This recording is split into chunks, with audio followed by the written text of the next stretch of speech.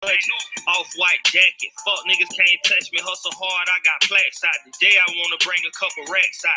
Hotline bling, beating packs out. A fish on my line. Finally got them spitting stacks out. So what I did, swipe that motherfucker till it maxed out. The boy from the ghetto, I learned to kick the table when I wanna shake the jello.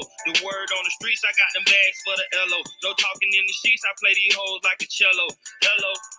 I kick more shit and got more flavor. I be ducked off somewhere exclusive with no labels. You can see me in the room where the money getting made. I just paid $50 for a dope boy fade.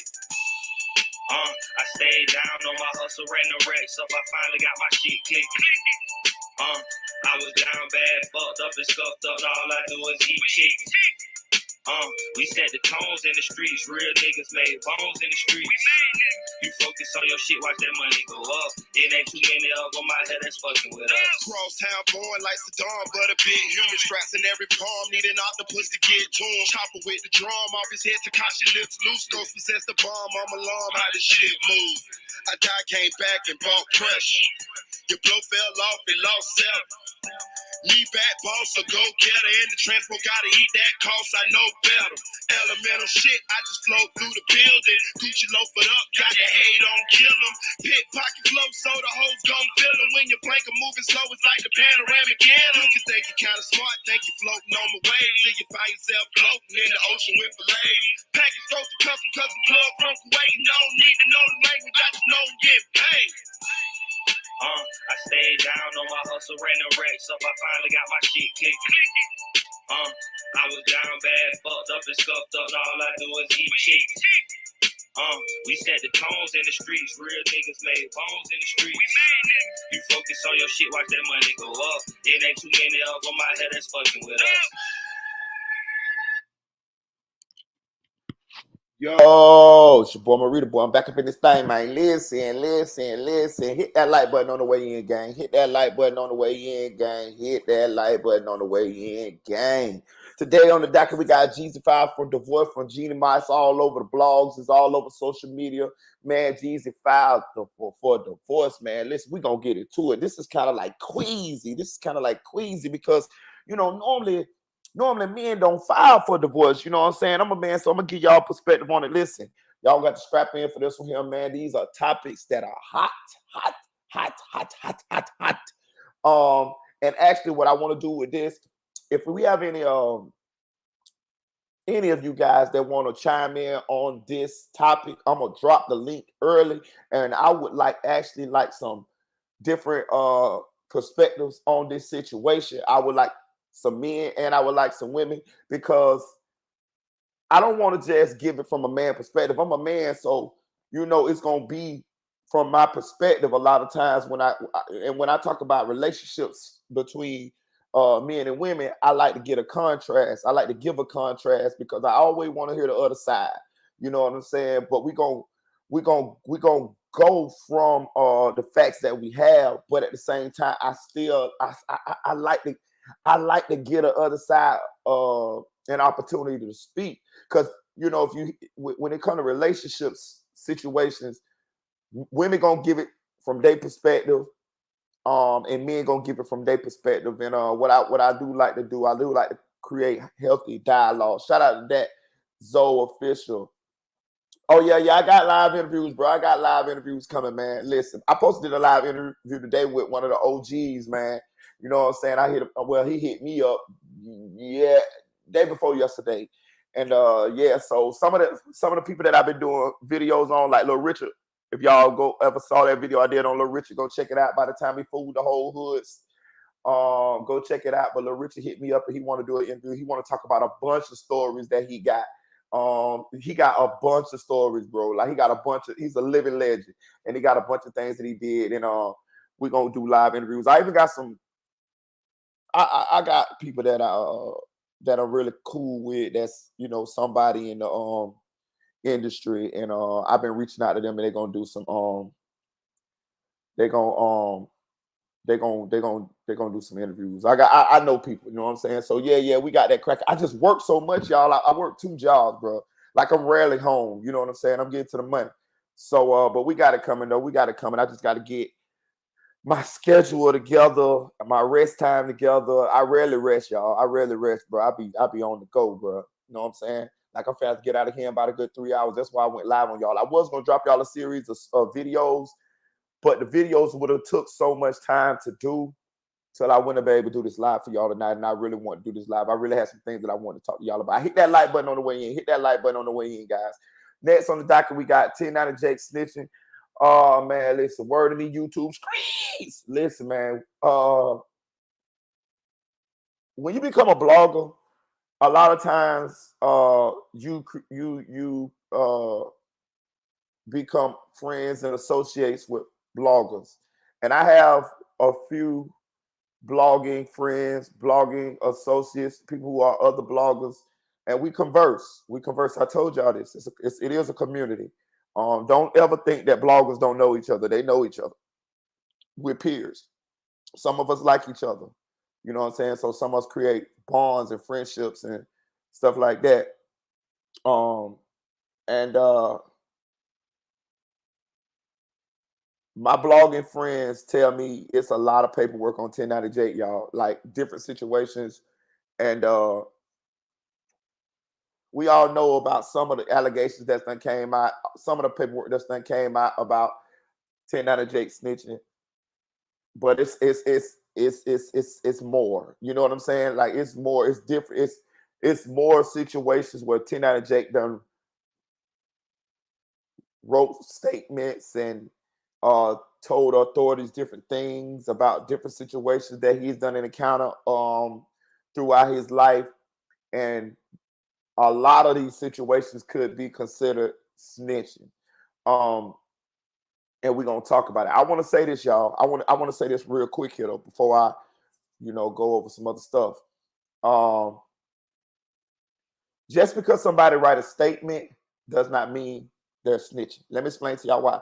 A lot of times we hear these words, and these words trigger us to believe that these people are snitches. Okay, so let me take the point. You can lie on a statement. It's what's said in the statement will dictate whether you snitched or not. You see what I'm saying? It's what's said in the statement. A statement is just your opinion of what the events that transpired happened, of what happened. You can lie in a statement. You know what I'm saying? People lie in statements all the time. Your girlfriend called the police on you and say that you hit her, but you didn't hit her. But she wrote a statement saying that you hit her. That's a lie in this example. You know what I'm saying? Like people lie in statements all the time. So just because you hear somebody wrote a statement does not mean they snitched. But I'm not saying that's what happened with 1090J. I just wanted to clarify that because a lot of times people say, "Oh, you wrote a statement. Oh, you a snitch." No. Not necessarily. You got to actually read the statement. The statement could be to throw the police off of what's going on. You feel what I'm saying? You feel what I'm saying? Like, I could give you some examples, but I don't want to incriminate nobody. You know what I'm saying? So I'm going to leave it alone. But I'm just trying to explain to y'all, a statement does not mean you snitch. But you could snitch in that statement now. It could mean you snitch. You just have to read the statements. You know what I'm saying? So, okay, case in point. Say your girlfriend called the police, say you hit her. She wrote a statement, said you hit her. The police say, "Hey, man, we want to give you an opportunity to tell your side of the story." You write a statement, and your statement say you didn't hit her. You don't know what's going on, but you didn't hit her. This happened, da da da da da da da. Your statement contradicts her statement. That could help you going forward. You see what I'm saying? Because if you just allow her statement to be the only statement in the equation, that's what the court's gonna go off of. You see what I'm saying? You might still go to jail, but when the state attorney get the paperwork and the state attorney reads your statement with her statement, the state attorney may decide not to file charges because it's no evidence because you got your word against her word. There's no physical evidence that's saying that either one of y'all are right. No charges get filed. You might go to jail, but even though you go to jail, that don't mean that the charges get picked up. That just means that you're getting taken to jail at that initial time. The state attorney has, I think, 45 days, something like that, 33, 45, somewhere up in there. They got a certain amount of days in order to officially charge you. And it might even be longer than that in some cases. But just because you go to jail does not mean that the state attorney filed charge against you. It just means that the police officer decided to take you to jail. Right. Shout out to Lil Kel's Truth Movement. Shout out to Chick 1000, aka Chick 1K. Shout out to Legit to Quit KC. You know what I'm saying? Shout out to officials, that Zoe Official. Appreciate you. You know what I'm saying? So I just want to put that out there real quick. Next on the docket, we got YNW Melly. We went over this the other night when we watched Mariah Hamilton's interview that she did with Law and Crime. And if you don't know who Mariah Hamilton is, you must have been up under a rock for the last couple of years. But this is Melly's ex-girlfriend. And a couple of things in that interview did stick out. I've been wanting to do a couple of videos on it, but I've been working, like I said, man, I've been working. I'm telling you, I work about, let me see, 16. I work a good 16 hours a day for at least 5 days out of the week. And then the other days, I work about 8 hours. I work somewhere every day, y'all. Yeah, I work every day. Every day I work somewhere. So, you know, I just got to find a balance in the time in order to make these videos and stuff like this. I do have a real life outside of YouTube. YouTube ain't paying me like that there. So, you know what I'm saying? I you know what I mean? I got a tree job. I got to get to the money. This is, you know what I'm saying? We grinding. We got all kind of fishing poles in the water. You know what I mean? That's how you get to the money. You got to have multiple streams of income. So, not all your eggs in one basket. And mine damn sure ain't all in one basket. You know what I'm saying? But we're gonna keep going with this YouTube thing, and it's gonna be like it's gonna work out though. But anyway, she said Melly's ex-girlfriend said that. Well, no, Melly's ex-girlfriend's mom said that when they asked her who do she think possibly killed Sack Chaser and Juvie, and she was pretty much saying like she thought it could have been some rapper beef, you know, rapper stand beefs, and she alluded to that she thought it could have been NBA YoungBoy. Like what?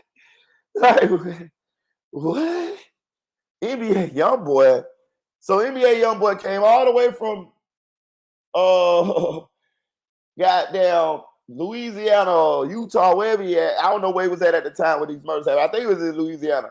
Came all the way from Louisiana and hid at the dead end of the Florida Everglades in the bushes and just knew Melly, Juvie, and Sack Chaser was gonna come down Alligator Alley by the goddamn waste management plant. And then he jumped out the bushes, shot up the car, or did a drive-by and shot up the car, didn't shoot Melly them, and sped off. Like, get the fuck out of here. Yeah, you're right, Ashley was on house arrest. Like, how the fuck? Like, get the fuck out of here. Shout out to Angie Baby 10. Shout out to Ashley. Appreciate you. Shout out to Eve. Do it, Marita. Do it. Shout out to my girl Eve. Listen, women, listen, I want y'all to stay right here. Please stay right here because I'm finna drop the link, y'all. I want you guys to come on this panel and we're going to talk about this situation with Jeezy and Jeannie Ma. Because I'm a man and I'm going to give it to y'all from a man perspective. But I want the women to have a voice in this. I don't want to see, I don't want this thing to be told totally from a man perspective because I'm finna flame Jeannie Ma ass. Know what I'm saying? Shout out to Ashley. I'm just being real. I'm finna flame. Shout out to KL1K. I'm finna flame Jeannie Ma ass, right? Because I've been doing a little research. But I want y'all women to come up here and let me know how y'all feel about it. You feel what I'm saying? If y'all feel like Jeannie Ma, okay, you're gonna come. All right. If y'all feel like Jeannie Ma is the culprit in the situation, say that. But if you don't, I want you to say what you feel. You get what I'm saying? I don't want this thing just to be told from my side. You know what I'm saying? Because these are relationship situations. And we need a whole, we need an overall view, and we need a contrasting opinions on what this thing could possibly be, right? Shout out to Eve. Hey, look, so I'm gonna break it down. We're gonna get to the Jesus situation because I think this is gonna be the longest one we talk about. Along with this 10, listen, I'm gonna tell y'all something. I got some 1090 Jake paperwork, y'all. I just want to keep it real with y'all. Like, I got 1090 Jake paperwork, some paperwork that ain't been exposed yet. And yeah, we're gonna talk about it. I'll talk. Okay. Okay. So look, do what we're gonna do. Do all okay, so this is how we're gonna do this. Do all of y'all know the story with Jeannie and Jeezy? Or do we need to go over a little content real quick here so y'all can get a summary of it? Okay, so this is what we're gonna do. This is what we're gonna do here, y'all. We're gonna go over a little content and then we're gonna talk about it. I know somebody that knows Jeezy, but of course I ain't asked them about Jeezy relationship. You know what I'm saying? I got a partner that's real cool with Jeezy, but I didn't ask. I didn't even call her. I ain't even cap because I just don't feel comfortable asking him that find out about Jeezy relationship. That just ain't even that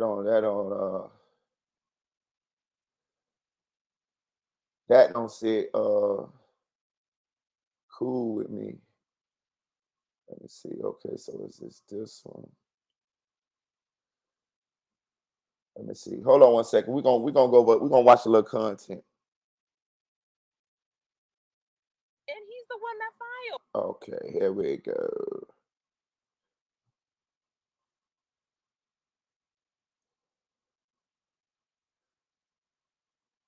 How y'all been out there though? How y'all been? I hope y'all been good. They go Ashley to my she been drinking. My dog stay drinking. But hey man, you work hard, you play hard though.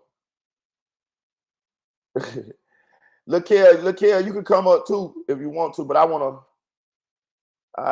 like to all right, here we go. This is from agency Atlanta Journal-Constitution. So it looks like Jeezy and Jeannie Mai's divorce is going to be a chaotic mess because they are now dragging each other on social media and spilling all their nasty tea. Jeezy recently blindsided Jeannie with the divorce papers, and it looks like she is not going to take this lying down because she just slammed Jeezy for using and dumping her. Well, Jeezy fired back, and y'all won't believe the real reason that he truly filed for divorce. Did Jeannie really cheat on Jeezy? So that new Jeannie and Jeezy had the internet going crazy. You know, it was just always instances where I just knew that this wasn't going to work out for me, right? So I had to figure out how to change without losing everything. Listen, the internet is in pure shambles over the past couple of days because we just found out that Jeezy filed for divorce. Fans have been in utter shock from the news because we genuinely thought that things were going great between them and that their marriage was as strong as ever. I mean, there were no rumors of a breakup between them, which is weird because we always hear divorce rumors weeks and even months before the divorce papers are even signed. But in this case, there was absolutely no sign to point problems in the marriage. In fact, the news of the divorce was so sudden that it took Jeannie by surprise herself. Yeah, you heard that right. It turns out that Jeannie herself didn't even know there were problems in her marriage, and she was completely blindsided by Jeezy's actions. Fans were mad at Jeezy when we found out that he didn't even talk to Jeannie before filing because that was the bare minimum that he could have done if he wanted to end the marriage. Now, people were on her side at first because they believed that she was the victim in the story, and she has put Jeezy on blast, accusing him of using her and then dumping her when he got tired of playing games. And according to an insider, she is genuinely hurt and heartbroken over this because she really thought that she and Jeezy were in-game because he had her go against her personal beliefs and convictions. Now, if y'all don't know what I'm talking about, get your teacups ready because we're about to start spilling all the tea. Now, I don't know if y'all know this, but Jeezy is actually Jeannie's second husband. Her first husband was a man named Freddie Ortiz, and they were married for 11 years before Jeannie decided decided to file for divorce. According to her, the reason the marriage ended was that she didn't want kids. He decided that he wanted some. Even more, she kind of hinted that Freddie cheated on her, but she didn't come out and say it directly. However, her ex revealed that he had gotten another woman pregnant only a few weeks after he and Jeannie split. This kind of confirmed that he did indeed cheat on Jeannie. This would explain why Jeannie was completely against the idea of marriage after her divorce. She vowed that she would never get married again because she had had a bad experience with her first marriage, that she had never wanted to do it again, and declared that nothing would ever change her mind. Well, that was until she met the dope boy Jeezy, and he gave her some thug motivation 101, and they fell in love almost immediately. They both had a connection from the very moment that they met, and according to Jeannie, she immediately knew that she and Jeezy were meant to be. We're grown. We're in our 40s. And what I think is that God somehow managed our timing so that we spent time after our long-term relationships. We both came from 10-year relationships. And we really worked on ourselves to really understand what healthy love is like.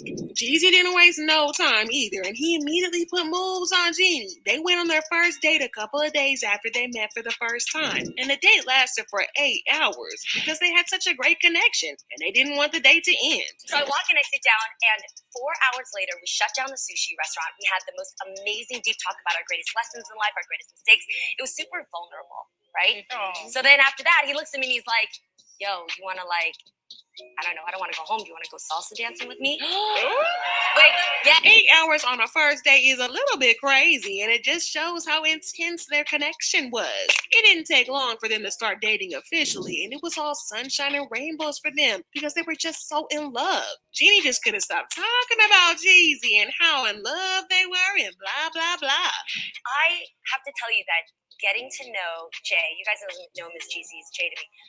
Getting to know him has been one of the most beautiful experiences of my life. Well, things moved quickly for them, and in less than 2 years, Jeezy proposed to her, and she said yes, of course. Oh, and remember how she vowed that she was never ever going to get married again because her first marriage left a bad taste in her mouth? Well, Jeezy the Snowman managed to convince her to give marriage a second shot with him because he was going to treat her better and all that cutesy stuff. They got married in 2021, and that was the first time that Jeannie broke her personal conviction for him.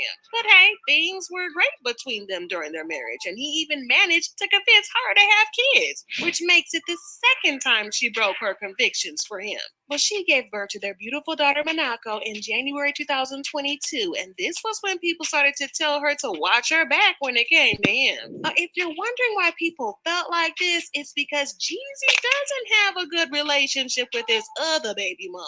He had 3 kids before getting with Jeannie, and he is not on good terms with any one of his baby mamas.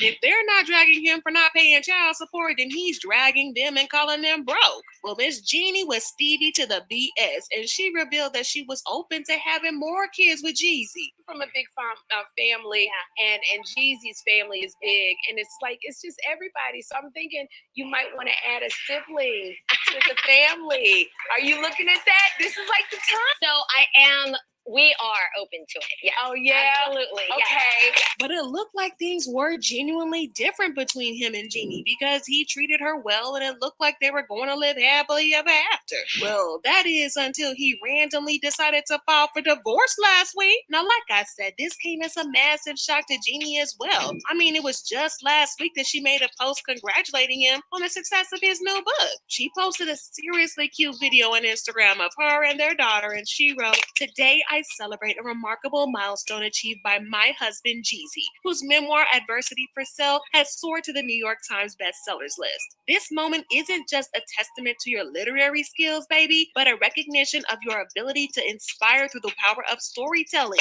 I'm endlessly grateful for your voice in this world. Honored to walk beside you, my love." Well, people started to suspect that Jeezy must have known that he wanted to have a divorce a while before filing, meaning that he deliberately blindsided Jeannie. The last time he posted her on his social media was on Mother's Day in May, and he said, "Ha ha, hey." Happy Mother's Day, Mrs. Jenkins. We couldn't keep it together without you. You are the glue queen. Thank you for making us a family.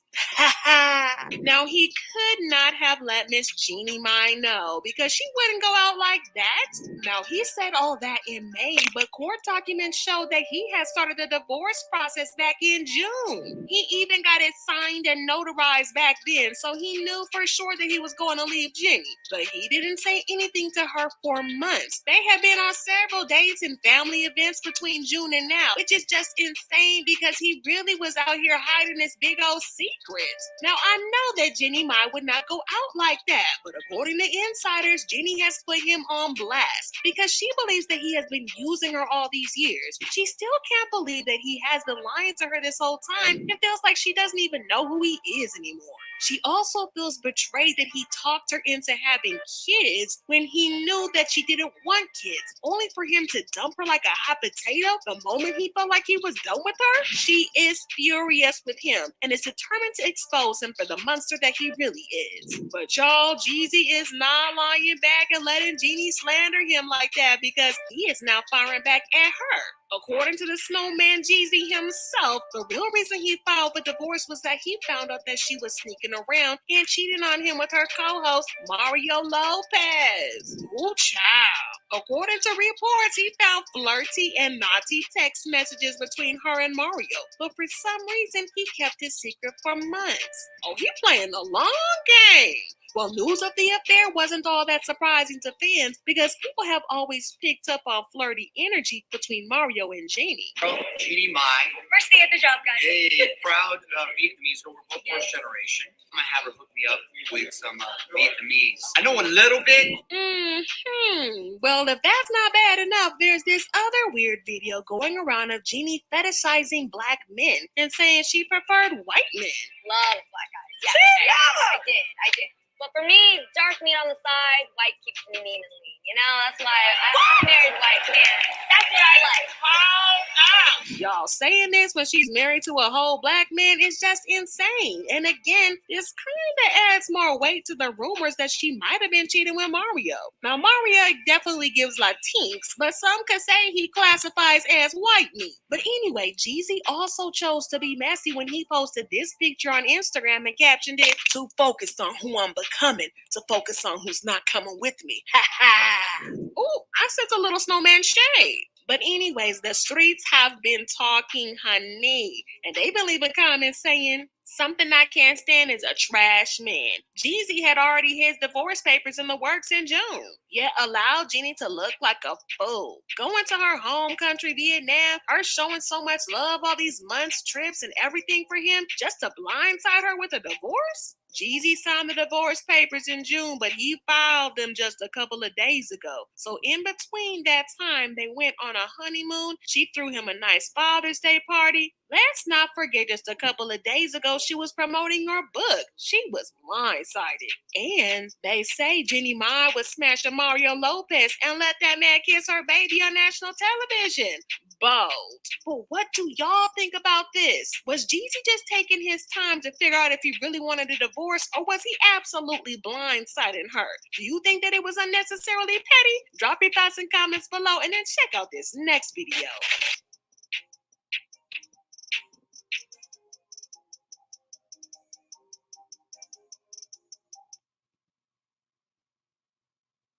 Lying down because she just slammed Jeezy for using and dumping her. Well, All right.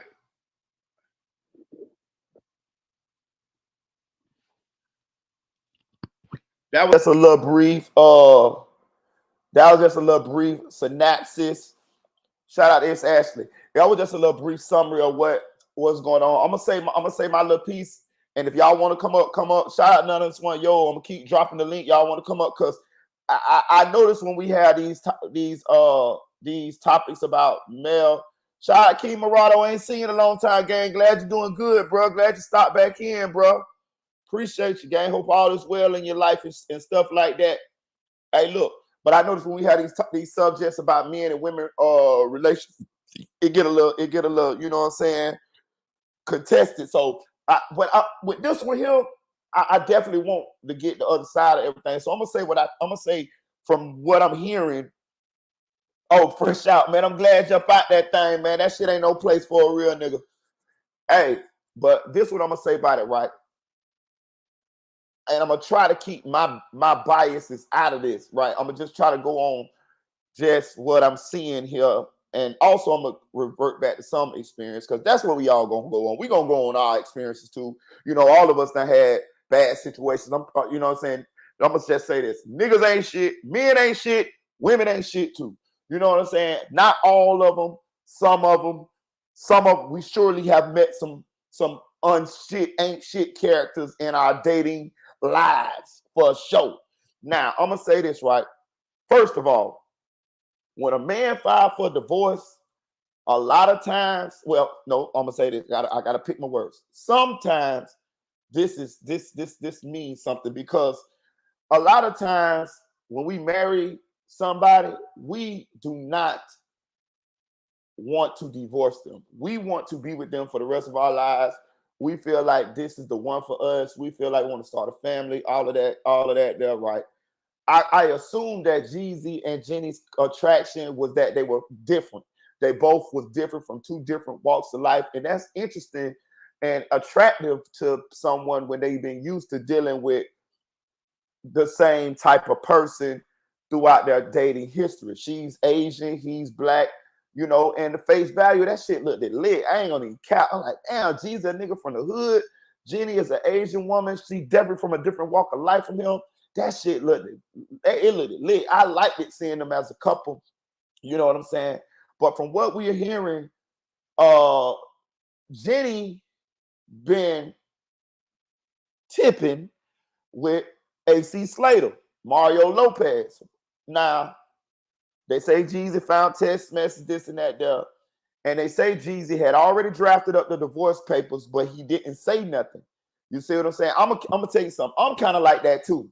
Like I done learned, if I feel like you cheating, I don't just come out and be like, oh bitch, you cheat, da da da da. I don't do that because I notice when you do that, a lot of times people just get better at cheating. So what I like to do is I like to sit in the cut and I just build a case on your ass. I built a whole case file on your ass.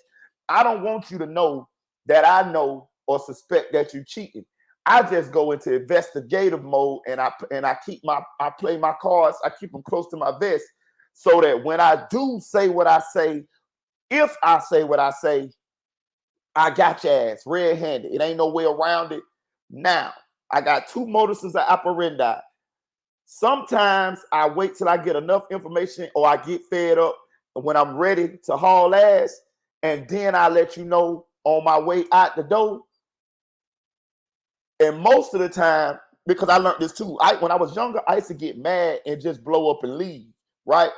But a lot of times when we get mad and blow up and leave, we're not financially able or have everything set up in order to leave. And I done left chicks and ended up back at my daddy's house on the damn couch. The chick got the apartment. She in the swinger thing. She got whoever she cheating with, she probably can swing him over there. Me, I got to start all the way back over and all this type of shit. So I don't break up with nobody if I'm not financially able enough to break up with them. And I'm going to tell you where I learned this from. I learned this from women, right? A woman to be done broke up with you months, years, however long, emotionally, psychologically, before she actually leaves. This, especially smart women, because they getting all their ducks in a row so that when they leave you, they can just transition smoothly into their new life. But they mostly already been emotionally connected from you. So that's why when a lot of times when we break up, men and women break up, the woman definitely a lot of times seems more able to move on with her life because she already done started setting up everything so that when your ass ain't in her life, she can transition straight on to what she got going on. So I learned this. So that's why I don't do that. You know what I'm saying? I just start getting my ducks in a row so that when I transition or when I break this thing out and let her know the jig is up, I know what you've been doing, baby girl. My other life is already set up for me. I might got a whole nother apartment. I might already done started moving. I done started moving money around. I done started emotionally disconnecting from her as well. You know what I'm saying? And I do this because I learned this from her. from women. You know what I'm saying? This looks like what Jeezy did. You see what I'm saying? This looks like what Jeezy did. It seems like he had whatever his information was.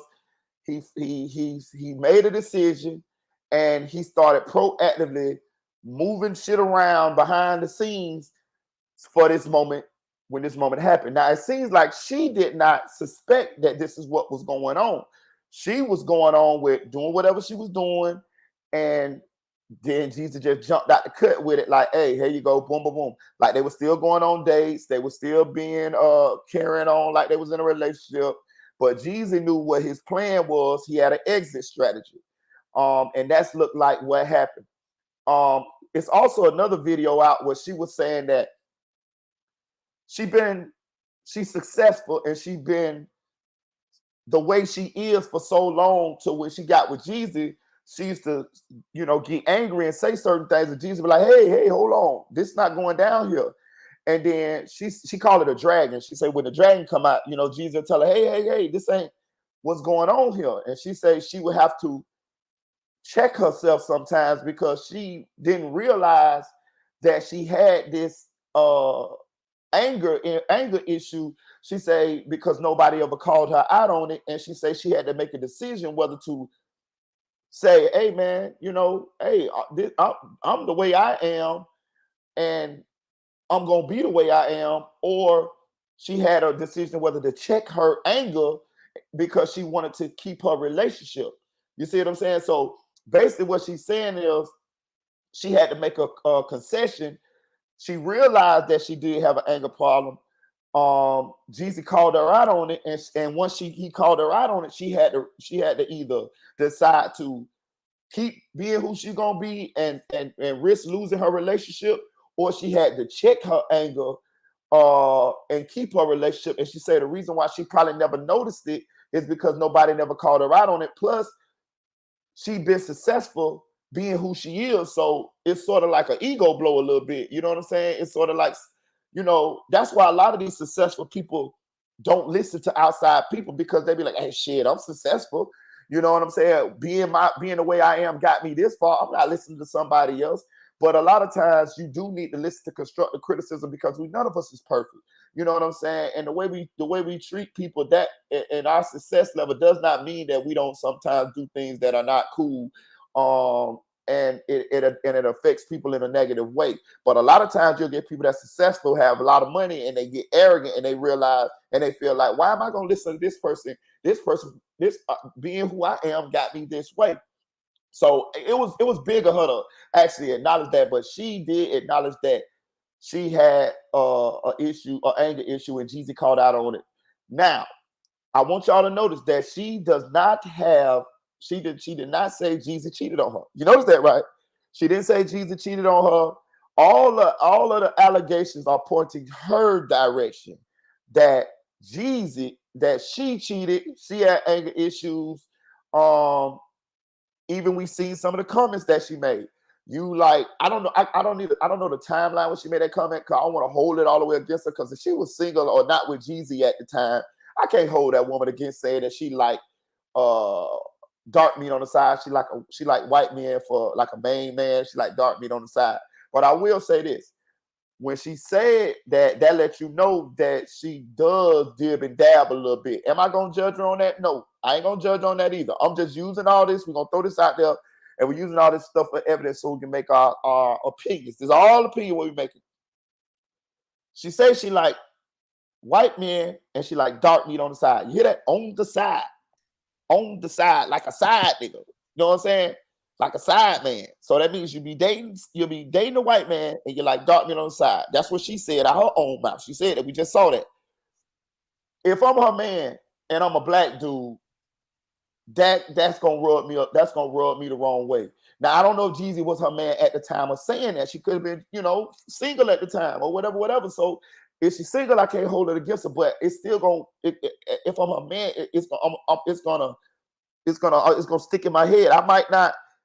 It's not going to be a deal breaker for me, but I'm going to remember that she said that, because people when people show you who they are, I want y'all to believe them. A lot of times we speed past all these red flags, and then when it come back around, we saw some of this stuff. I like to say this too. People don't fool us. We fool ourselves, y'all. Me, you, anybody else. A lot of times we continue to go in these relationships with these people, but we all see the red flags, and then we end up kicking ourselves in the ass when the situation don't work, when these red flags become more and more and more prevalent, and people go to, in a relationship ended up ending and stuff like that, or whatever. I want to say this. This is a bombshell, y'all, and I want y'all to hold on to y'all seats. Hit that like button. Hold on to y'all seats. I'm finna drop the bomb on this shit. This shit might rub y'all the wrong way. This shit might cause a frenzy. The age-old question: who is the problem, the men or the women? Y'all gotta realize I'm a man, so I'm gonna get this from a man perspective. I'm gonna back up and be quiet. I'm gonna let y'all have the flow, but I just want to say this. I want to give me my little time. I'm gonna be when I let y'all have the flow. I'm gonna shut my motherfucking mouth. The problem is the women, y'all. The problem is the women, and I'm gonna tell you how. I'm gonna tell you a simple test how we know the problem is the women. I'm a man, right? I will have sex anytime you let me, right? You feel what I'm saying? God damn it, I will bend your ass over, across the bed, across the goddamn washing machine, across the couch, across the kitchen counter, goddamn it, on the steps, in the car. It be hot in the car sometimes, y'all, but you gotta have the AC on or crack the window a little bit. And you gotta make sure you got a lot of room in that motherfucker, or let the seat back or something. You know what I'm saying? But I will do it anytime you let me. Men will have sex with you anytime you let us, right? Women do not. Women hold the key whether to we have sex or not. You see what I'm saying? Like we be always waiting for you to give us the okay. You feel what I'm saying? Y'all hold the key to that, and y'all know y'all hold the key to that. That's cool. Y'all got the key to the goddamn treasure. You know what I'm saying? But being that is what it is, that means that we can't have sex no kind of way if y'all don't let us. Women don't always want to have sex. Y'all dictate when this shit go down. You feel what I'm saying? A nigga always begging. A nigga always thirsty. A nigga always water. A nigga always begging for water in the middle of the goddamn desert. You feel what I'm saying? And y'all know this. This is part of y'all this is part of y'all magic. Y'all know this. This is why y'all have a sense of confidence. You know what I'm saying? Y'all know that most women can have sex with any man they want to have sex with. Know what I'm saying? I'm telling you, most men will give in to any woman if she put him in the right situation. She will get him. I don't give a fuck if he say no 1,000 times. If she get him ducked off somewhere, she go to getting aggressive and yada yada this, yada that. I don't give a fuck what you look like unless you got to look real bad. But a nigga do it. I'm telling you, you could damn near look like Precious. You could do it. I'm telling you. Get on you. I'm talking about push him up against that wall and get on them goddamn knees and go to stroking that thing. And he gonna say, "Oh, stop. What you doing? Stop. Don't tell nobody." That shit gonna turn it on. Tell nobody. Trust what I tell you this shit. Y'all know this shit, right? So we can't cheat. We can't cheat by ourselves, dog. It was a movie about this. Chirac, the movie that Spike Lee made. Y'all don't remember the women in order to stop the gang banging, the women freezed up on the Cool Pappy. Shout out to Trigger Man telling goddamn me for the slang. The women freezed up on the Cool Pappy and told the niggas don't stop killing each other. Y'all ain't getting no sex. Women can rule the world if they only work together. All the shit that we do for women. I don't give a fuck. I'm giving y'all the game here, ladies. All the shit we do, cars, jewelry, looking good, all that shit. We do that shit for the attraction of a woman. If it was nothing but niggas in the world, we wouldn't be doing all that shit. Like all of that, we don't get like that's like it's to make ourselves look appealing to a woman, to attract the woman. You see what I'm saying? Y'all are the ones that dictate all of this shit here. If women said you not getting no Cool Pappy, it wouldn't be no cheating going on. None. It might be a lot of R words. Nigga be going to taking some shit, but it won't be no cheating. It won't be none. The truth is, women like doing the shit too. We all the same. I'm not saying a nigga worse than her. I'm saying women like doing that shit too. How I know? Because I done been involved in the shit. I done been cheating in my younger days and laughing. Me and the girl me and her cheating, we laughing. We getting a kick out the shit. No, I'm talking about it's a thrill to some people. Let's just keep it real. It's a thrill. You know what I'm saying? And some people get bored of having sex with the same person, but they like the stability or they love the person that they with. So in order not to they don't want to mess all that up, but they do want a little taste, a little tat-a-tat, but something different. Everybody, you're not the only person that is attracted. The person you're with is not the only person that you're attracted to. Just like a man see another woman and he like, damn, she look good. Your girl see other dudes too. She say the same thing. Now, whether what it is up to y'all each other to say, but I'm not finna do this because I respect the dude or the woman that I'm with, or I respect myself and I love them and I love myself and I'm not finna hurt their feelings even though I could. You see what I'm saying? That's what it's all about. It's about self-control. It's about respect. It's about doing what's right. Now, I'm gonna say this. Another thing. All this, he cheated, she cheated. That shit just excuses, y'all. Let me tell y'all what y'all really, really supposed to do. We all know what we really supposed to do. That motherfucker cheat on you, you break up with that motherfucker and you go find you somebody else. That's how it really supposed to go, y'all. That's how it really supposed to go. But people don't do that. Motherfucker get cheated on, do you hear motherfucker? Well, some people don't do that. You hear motherfucker get cheated, you hear motherfucker, oh, but he cheated on y'all, her, oh, well, she did this or he did that. No. Just because that person cheated on you do not mean that you do the same thing. Because I got a question then. How that make you better than them?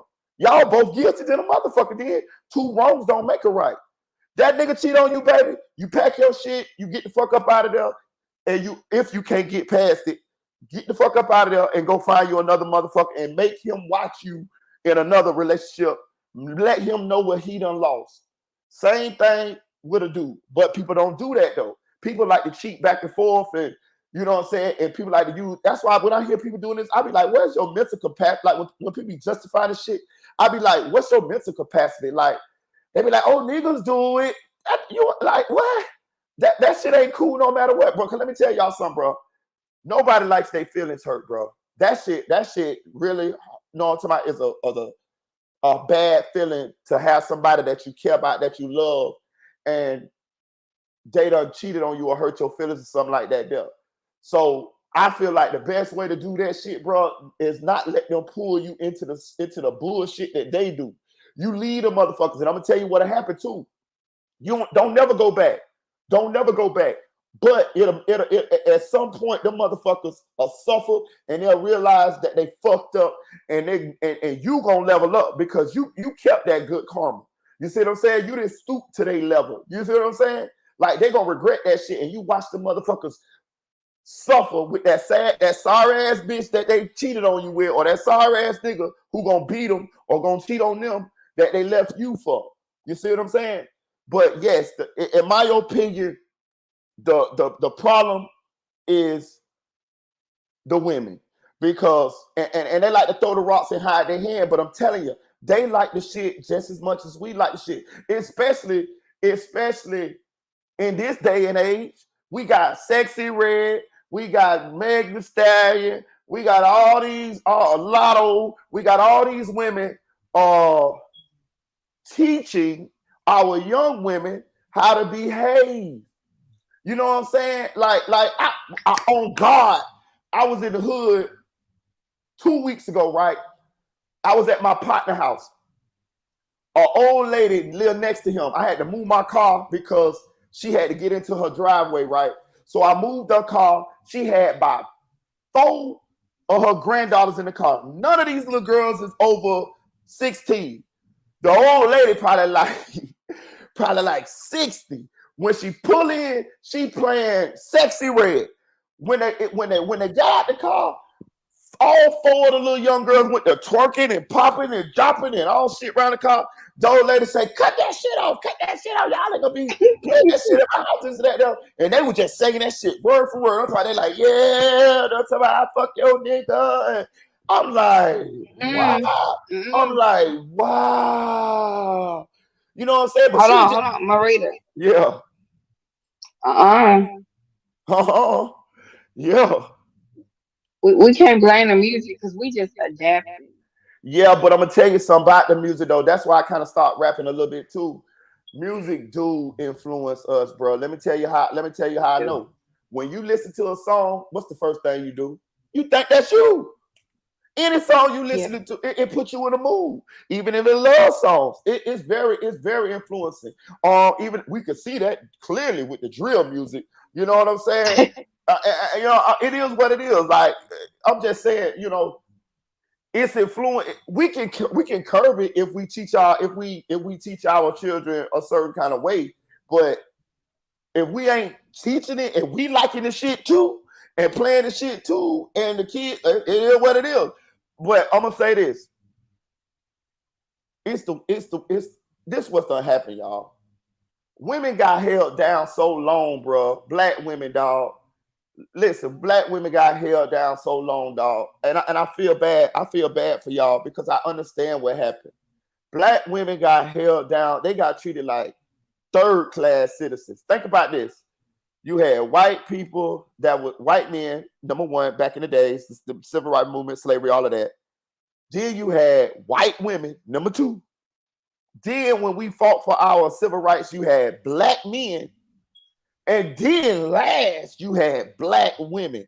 Y'all was like y'all was like y'all was like way down on the totem pole as citizens. Okay, let me tell you what happened. And that's a fucked up place to be. Because this is when dudes used to beat the shit out of their old ladies. Trust me, black dudes, this is where you get your Ike Turners and your, you know what I'm talking about, them type of dudes. This shit was prevalent. This is when black women couldn't say shit, but get their ass beat in the house. You see what I'm saying? By their dudes, and they dudes out doing whatever the fuck they wanted to do. They had no say. So what happened was when the goddamn crack and shit hit, these niggas started going to jail. They made these crack laws. These niggas started getting killed in the streets. Niggas turned into hustlers. It was money out there. So what happened, this like the early 80s, late 70s.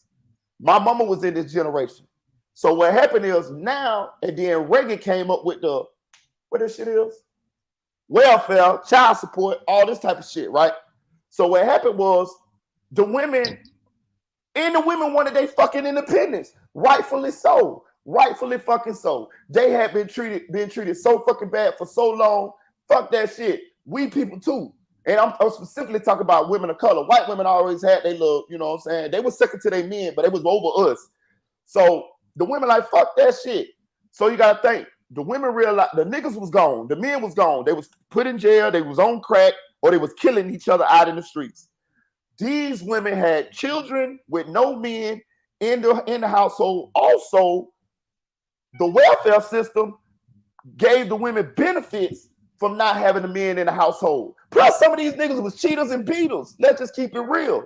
You see what I'm saying? So a woman like, man, I ain't finna put up with this shit. Plus, nigga, if I put you in my household, nigga, they gonna kick me out this goddamn hood, this project house or this Section 8 or something like this. Plus, I can charge your ass child support. Plus, I can get a check from the goddamn government.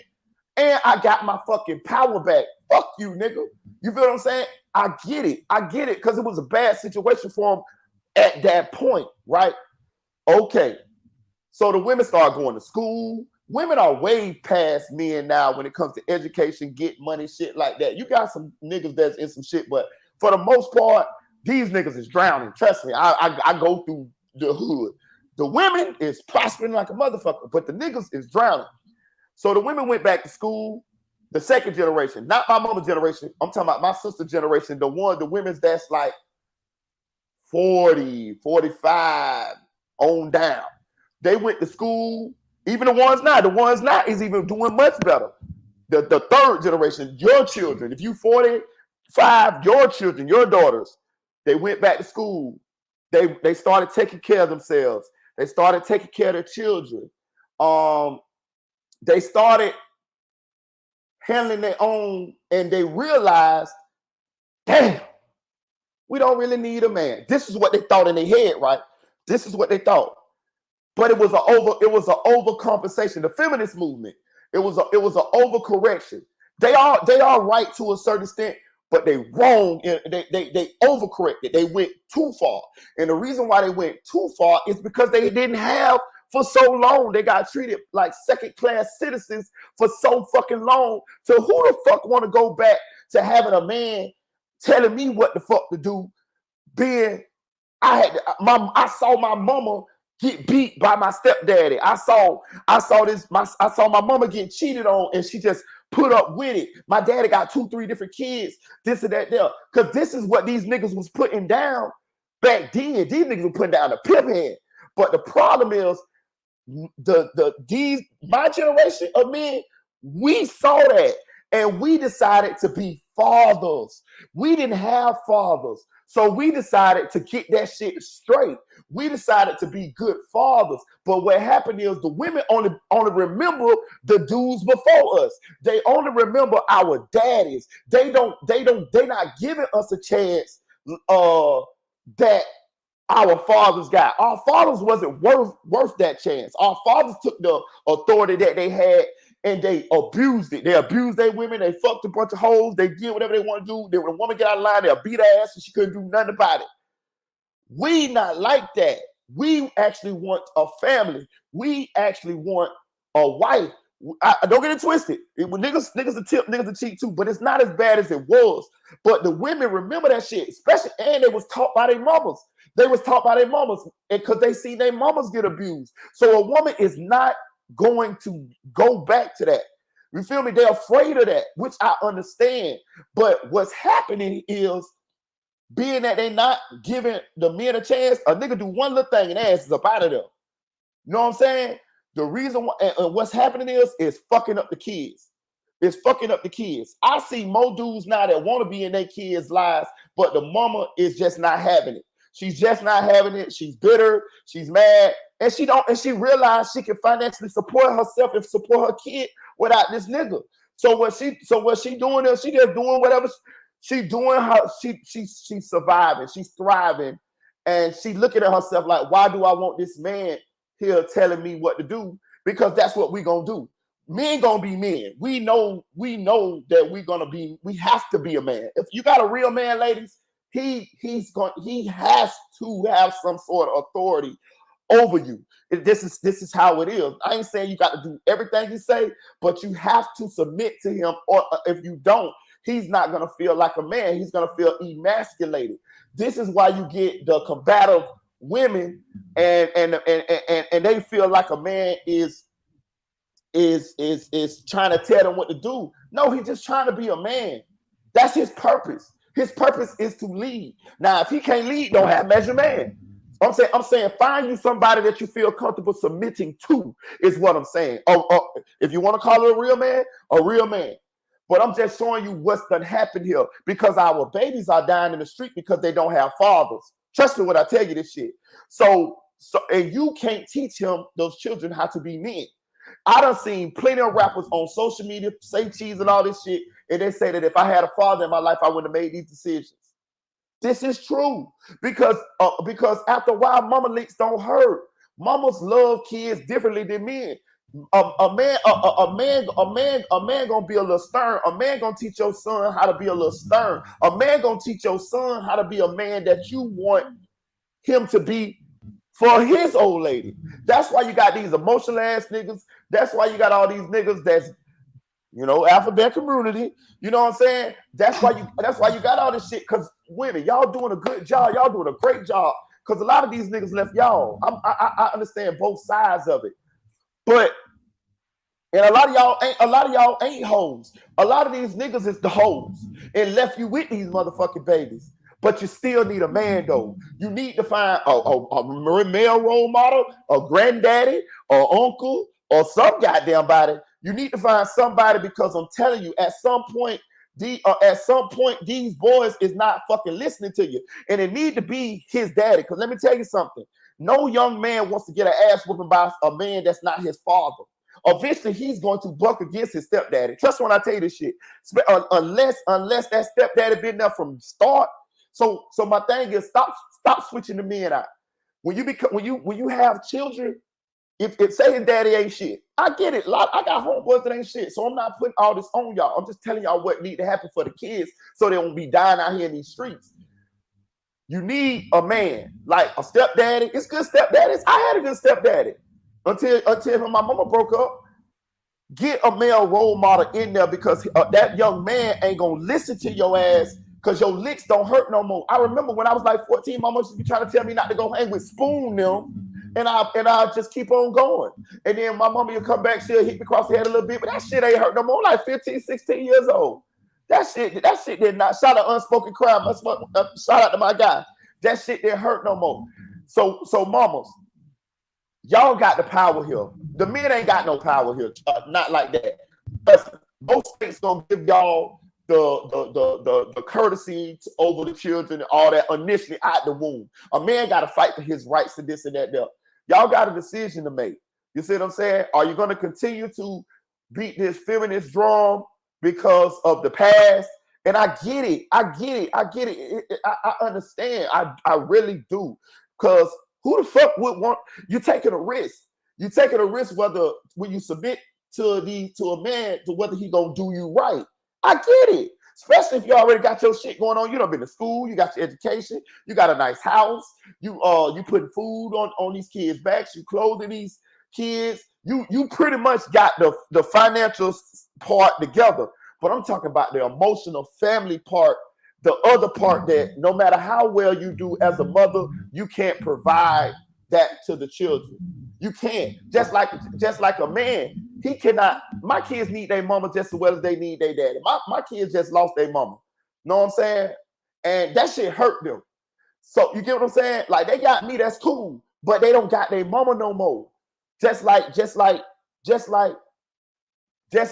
your kids need their father. Let me tell you something.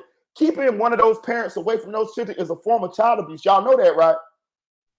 You might not like that dude. You might not like that lady, but you got to do what you got to do to let your child have a relationship with them. You know what I'm saying? If your baby daddy ain't shit, trust me, them children gonna figure that. Them children gonna figure that shit out on their own. I'm telling you. You feel me? You ain't got to do nothing. Children smarter than a motherfucker. They gonna peep that shit out. Don't talk bad about them. Let them figure it out. They'll figure it out, and you'll see what happens when they get big enough. They'll be like, "No, I ain't going over that house. I'm gonna be over here, whatever." You know what I'm saying? Like, let that happen like that. Even though me and my baby mama, God rest her soul, we wasn't together, I always backed her. I always backed her when she called me about the children. I'm gonna tell you why. Because children will manipulate parents against each other. Children gonna want to go to the parent that's more lenient. Y'all don't gotta try to make the kids like y'all. That's not your job to make the kids like y'all. Your job is to be a parent and to guide them. So I used to get I wish my son was on here now. Flyboy Michael 4. He'll tell you I done gave my son ass whoopings. As soon as he only got 4 in his life, but as soon as he get an ass whooping, I hug him. He be mad than a motherfucker. I'm talking about why he crying and all. I say, I love you, son. He be crying like a motherfucker. You know what I'm saying? All he knows is my dad don't whoop my ass. No, I didn't want to do this, but I had to do this. But he never acted up on me. His mama used to call me, and she'd be like, "Hey, look, I think it's about time."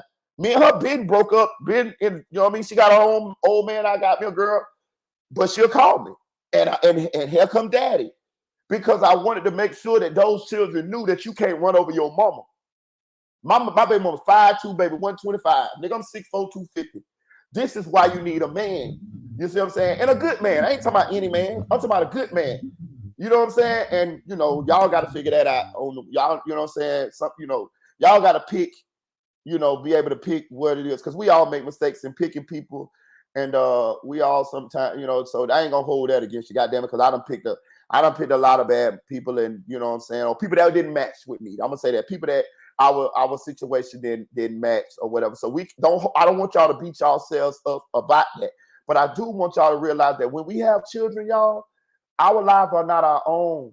our lives are over with. So, you know, I know you got to figure out, you got to pick your spots in order to have your fun, you know, because a lot of us still feel young. We don't feel old. We still want to, you know, a lot of y'all women still got nice bodies and y'all want to, you know, y'all want to show them off. A lot of y'all want to get dick down. Let's keep it real. A lot of y'all want to have nice sex and nasty sex. And I mean, you know, we want to do it too.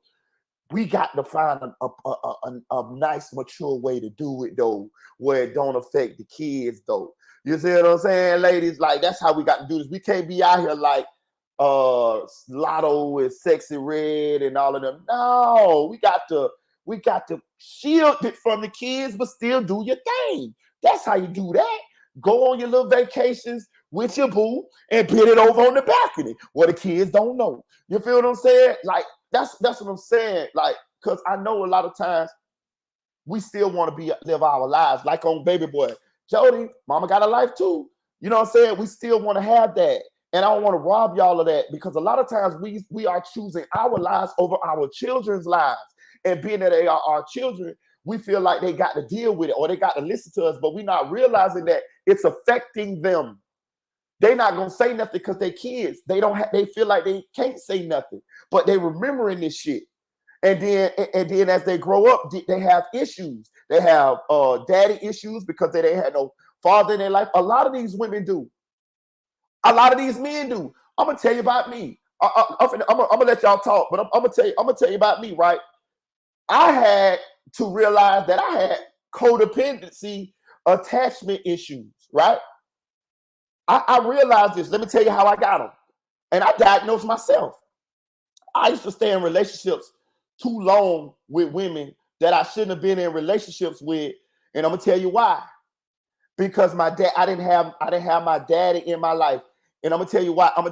I always wanted to get married. Like that's still my dream to this day, to get married. I used to see other little kids who had their mamas and their daddies together, and it just made me, I just wanted that.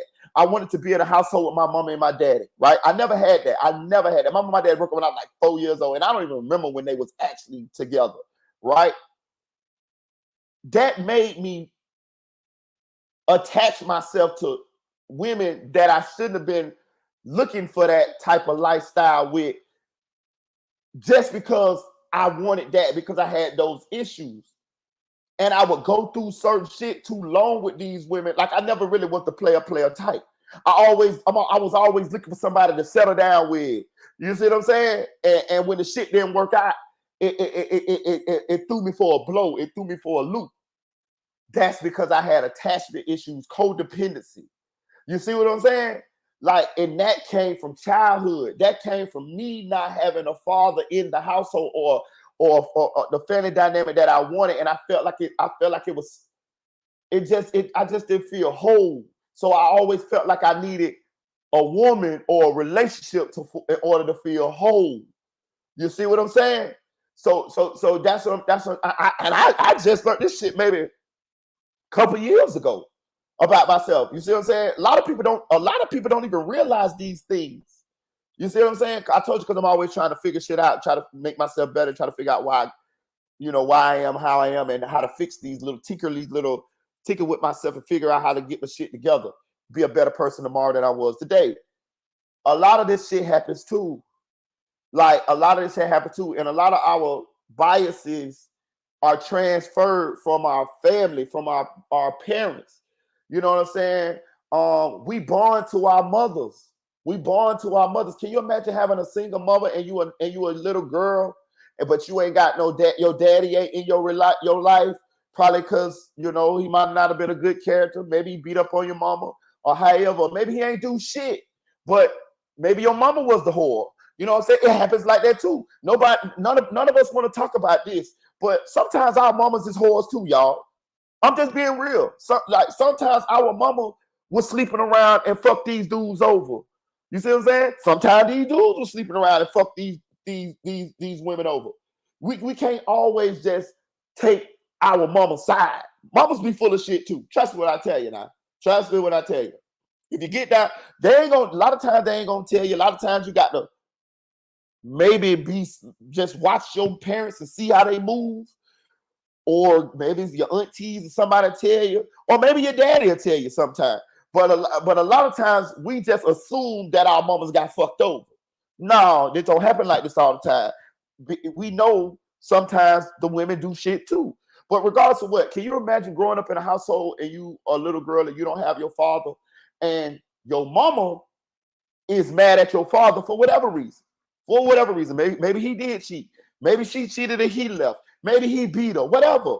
But she's mad at him.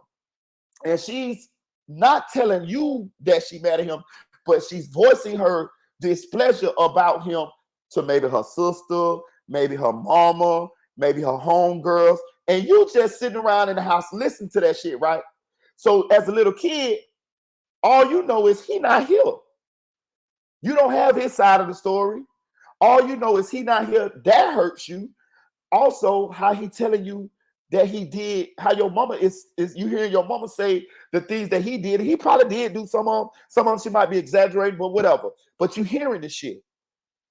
That might make you, it don't necessarily mean it, but it might make you feel a way about him, right? Now, when you get into relationships, that may make you feel a way about the men that you're dealing with, because this is the example that you have of men. You see what I'm saying? This is the example that you have. And you don't want to be done like that. I promise you, I'm going to tell y'all some real shit. My sister told me some shit about 6 months ago. She said that when she used to get into arguments with her baby daddy, she used to hit him first. And I said, why? She said, because she saw our mama get beat by her daddy, which was my stepdaddy, and she never fought back. And this is true. My mama never fought back. And and my sister said, I just felt like mama was so weak. I told you, my mama was nonviolent than a motherfucker. But my sister remembered that. And my sister said that when she's getting to it with her baby daddy, she used to hit him first because she did not want to not fight back. She did not want to be weak. Now get it, the man ain't even hit her yet. Think about this now. The man ain't even hit her. She just proactively swing on him when it get heated. She told me this about 6 months ago. I was like, wow. And I realized this came from her childhood. I'm just trying to, it's no perfect parents. I'm going to let y'all have the flow. I know I done ran off a little bit, but I just want y'all to, because I done thought about this shit a lot of times, a long time. And I understand both sides. I get where y'all women coming from. We got to fix this, y'all, because our kids are dying in the streets, y'all. Kids need to listen, mamas. Y'all doing a great job. My baby mama, we broke up or whatever, and I ain't gonna put her business out there like that there. But I wasn't always the best person, and she wasn't always either. We were young. Y'all know how that young. She still was the love of my life. You know what I'm saying? My first love. I got some great kids from her. So, we're gonna let that be what it's gonna be. But and we definitely became friends. We definitely became way, way, way closer after we wasn't in a relationship no more. Like I used to talk to her at least once or twice a week. I'm talking about, bro, that's my dog, bro. I ain't even cap. We never tried to have sex with each other no more. We just raised our kids codependency, co-parenting. That shit was excellent. You know what I'm saying? But I'm gonna say this, dog. We gotta try to fix this, dog, because our kids are dying in the streets. And whether anybody wanna admit it or not, it's our fault. It's our fault. It's the daddy's fault. It's the mama's fault. And the fact that they don't have a family vibe, like they don't have a family unit, a man, a woman, however it go, whether the woman is a disciplinarian, whether the man is disciplinarian, that yin and that yang. And I understand it don't always work with the person that you had the kids with. I get it. But when you have children, you need to try to find you a good man or a good woman to insert in that role so that you have that balance. A kid, especially a young boy, right? A kid needs the fear of having to deal with their parents as a deterrent to keep them from doing shit. Like, if I would have had a daddy in my household, it would have been a lot of shit that I didn't do. You know why? Because my daddy gonna handle me different than my mama gonna handle me. My mama gonna hit me a couple times, and that shit ain't gonna hurt when I get a certain age. But my daddy, that thing might be motherfucking Rocky Balboa and Apollo Creed in that motherfucker. It's a different type of deterrent. You see what I'm saying? And a single parent can't watch those children like they need to be watched because you out working. You out making sure them kids got a house, clothes on their back. So it's a point in time when you're not around the kids. That's why you need that other to be right there, to be investigating, see what the fuck going on. You know what I'm talking about? Because these kids are smart nowadays. These kids getting all type of shit on social media. And I don't want y'all to raise I don't want us to raise these kids, put all our hopes and dreams, aspirations into them just to lose them at 13, 14, 15 years old to gang violence, or they killing each other and shit like that. What is it for?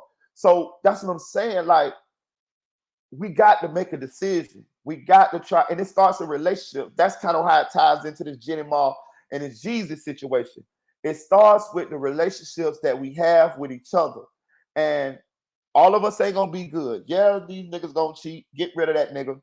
Yeah, some of these women gonna have issues and trauma from childhood. Maybe they got sexually assaulted, whatever.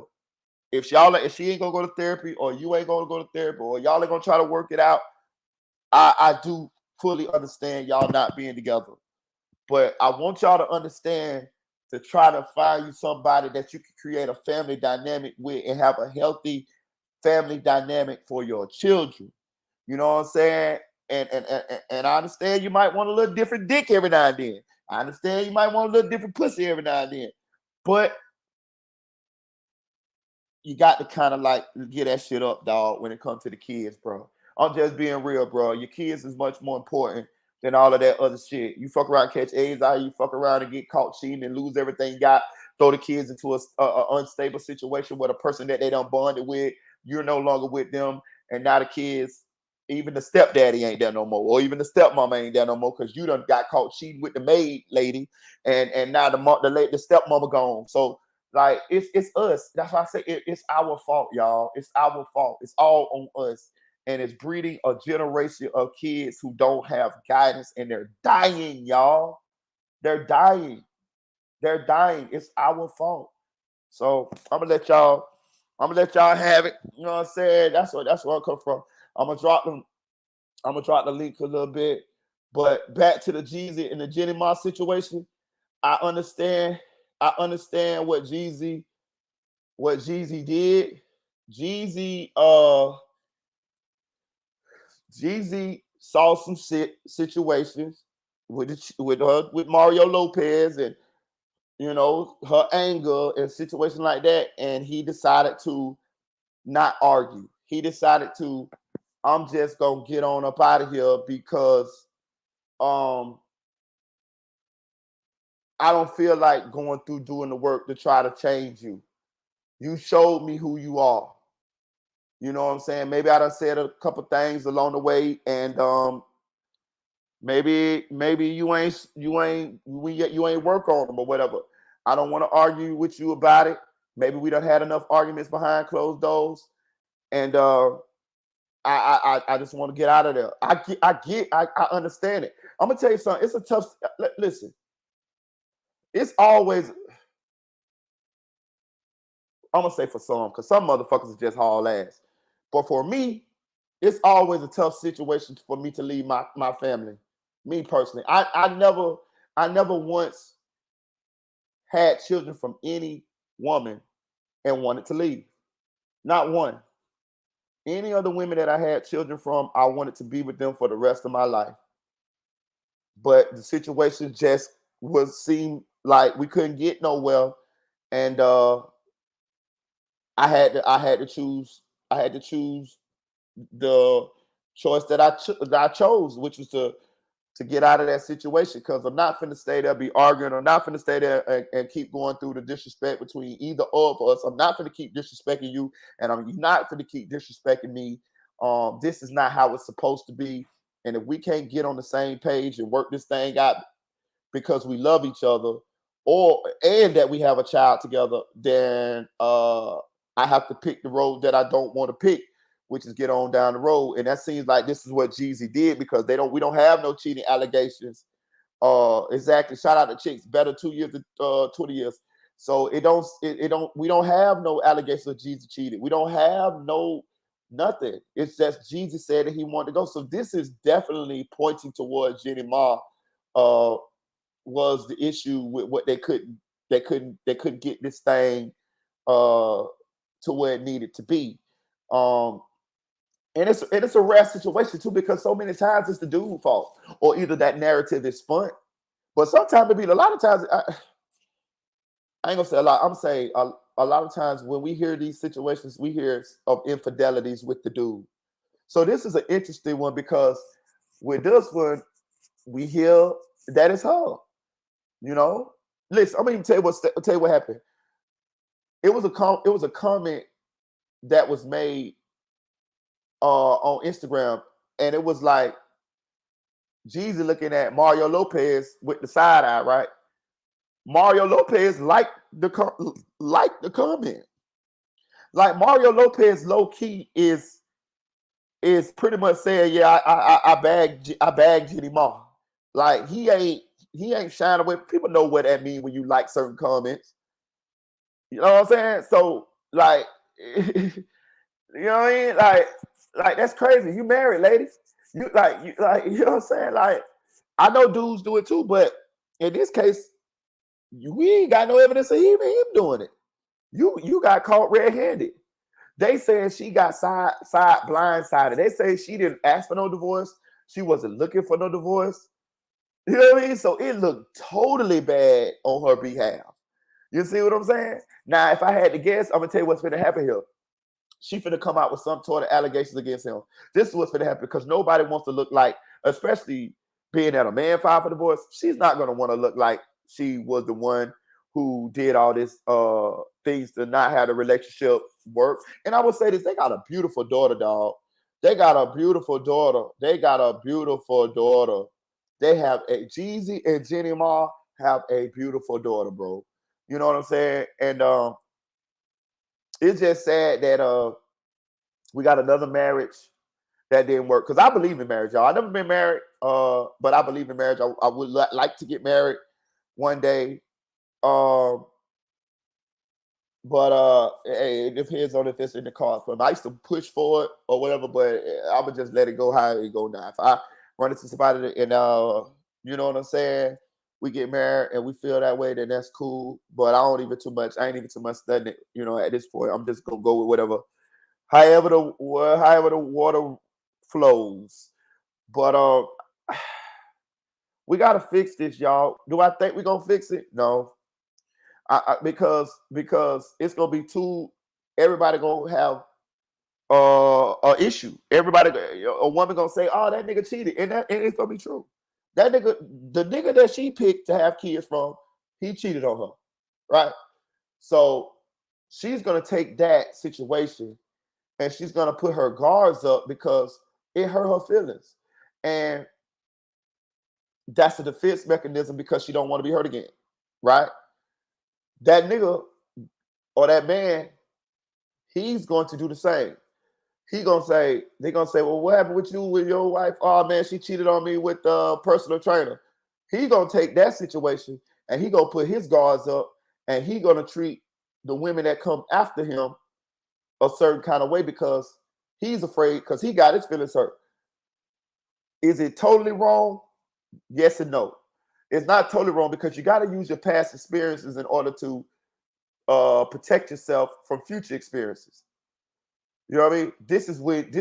What this means is be more selective. What this means is when you dated somebody, when you notice these red flags or these personality situations that you can't get past, but they look very beautiful and you just want to have sex with them, it means like, hey, look, man, either talk to them people, let them people know that, hey, I don't want nothing serious with you, and let it fall where they may, or don't even get into nothing serious with them anyway, and don't waste your time, because a lot of times you're wasting your time and it ain't gonna work, and then feelings get involved, or yada yada yada this, yada yada yada that. You know what I'm saying?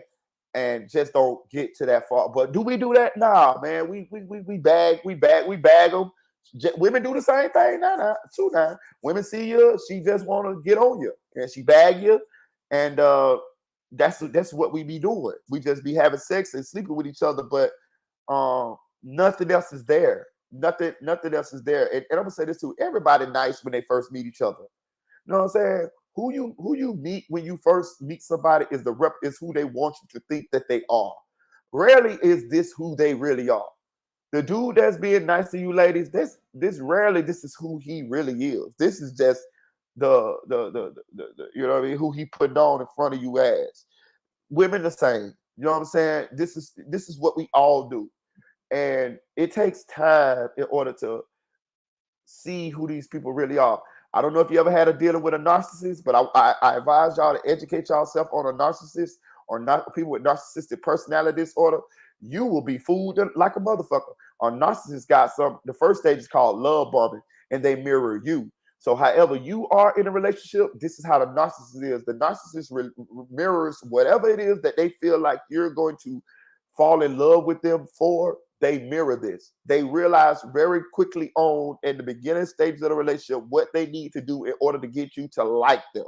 And once they get you into that, then they go into the devaluation phase, which is when they start smear campaign, devaluing you and shit like that.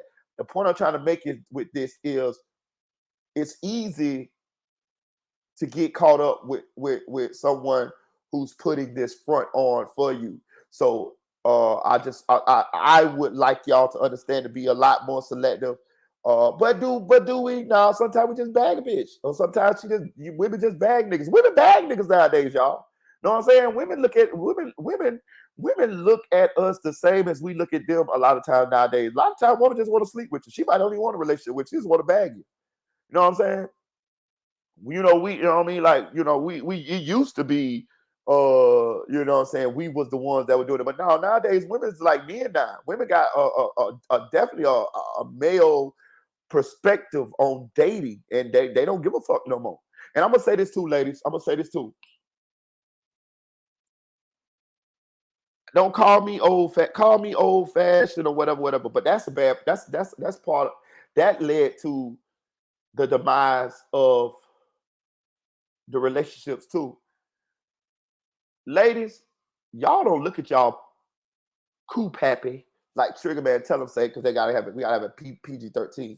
Y'all don't look at y'all stuff as sacred no more. Not like y'all used to. I'm just keeping it real. Y'all don't look at y'all bodies as sacred like it used to be. You know what I'm saying? Y'all, not all y'all, because some of y'all do. Let me. I apologize. Let me reframe that because it is definitely great women out here.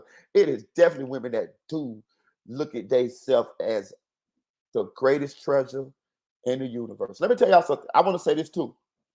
Women are the greatest treasure in the universe. Trust me. And I'm a man. I'm telling y'all this shit, right? I don't know nothing else that could create a human life. You feel what I'm saying? Everything really revolves around women, y'all. I'm trying to tell y'all this shit. Men, whatever we do all that shit for the attraction, for the love, affections of a woman. So many people done died, got murdered for a woman. It's the women. It's the women. So y'all is the best thing God made. Trust me when I tell you this shit now. Y'all, y'all was made as our help meet. But we supposed to do our job. But I'm just keep it real with y'all. If it was a world with no women, kill me, goddammit. Kill me, goddammit. I don't want to live. I don't want to live on a world with just no dudes. Put it this way. Put me in a world where it ain't no dudes and it's nothing but women. I live forever. God damn it. I would never want to die. Leave me right goddamn here. You see? You see. So, but y'all got to start back treating y'all bodies as a prize. Women will I ain't gonna say this culture that we have that's coming up now It's teaching these women, these young girls, to be promiscuous. It's teaching them to not be reserved. It's teaching them not to be selective. It's teaching them to think, to do what the player man do. The women is players now. The women is players. You know what I'm saying? They players. What happens when that happens is it devalues you. This is niggas already was disrespectful anyways. Men was already disrespectful to y'all anyways. But when they see y'all moving around like players, it definitely devalues you. You see what I'm saying? It's not a catch no more. It's not something sacred no more. If y'all made a man treat y'all special, they would. They would. They would. You see what I'm saying? But women don't ask for that a lot. Well, I gonna say I gotta stop that. Some women don't do that. They be rattling on with the shits with the dudes. So we gonna act how y'all let us act. Trust me, y'all run the show.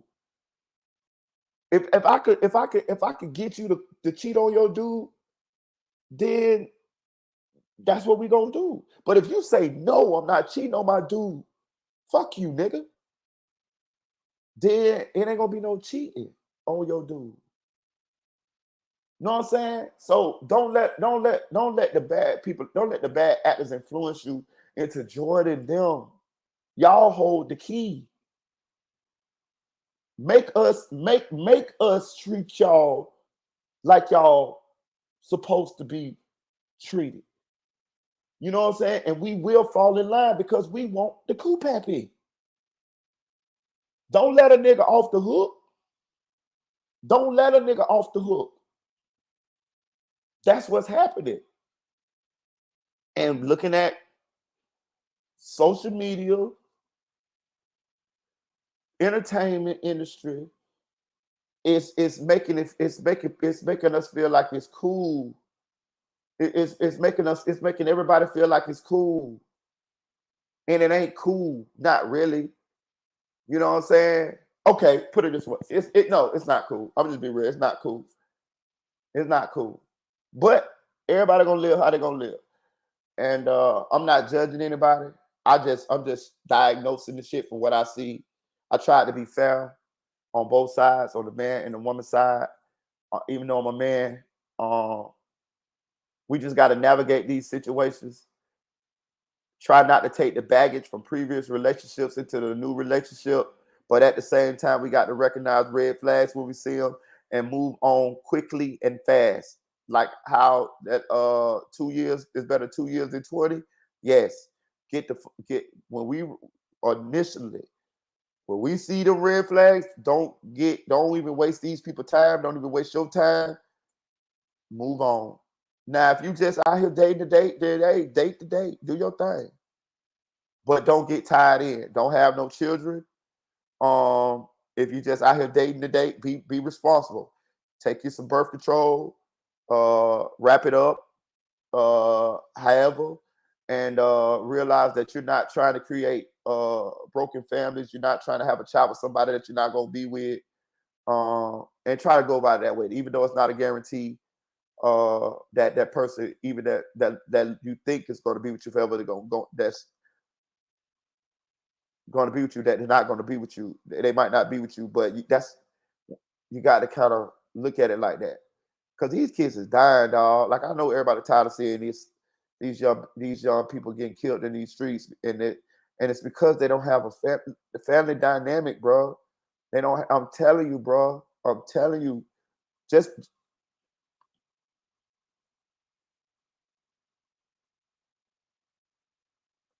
I know these dudes. A lot of these dudes ain't what they should be, ladies. But realize that your child need their father, if it's possible, if he wants to be in that life, if he trying, you know what I'm saying? He might not always have it. You might not always have it. That's one thing, beautiful thing about me and my baby mama. If she didn't have it, I would have it most of the time. Or we would work together. Sometimes we would work together. We would chip months in advance on birthdays. You know what I'm saying? Like we always work with each other. Sometimes when I didn't have it for Christmas, she would write her name on my name on the Christmas present, like I bought them. Sometimes I remember one Christmas she didn't buy shit because she didn't have it. And I did. This is after we was not in a relationship. I put her name on every one of them presents. Them kids never knew that daddy bought all them presents. Or them kids never knew that mama bought all them presents. Know what I'm saying? Sometimes when it came time for school clothes, I know, Orlando, we got boosters. You know what I'm talking about? I know the boosters. Hey, I get a booster $100 a week. Booster bring me 5 outfits.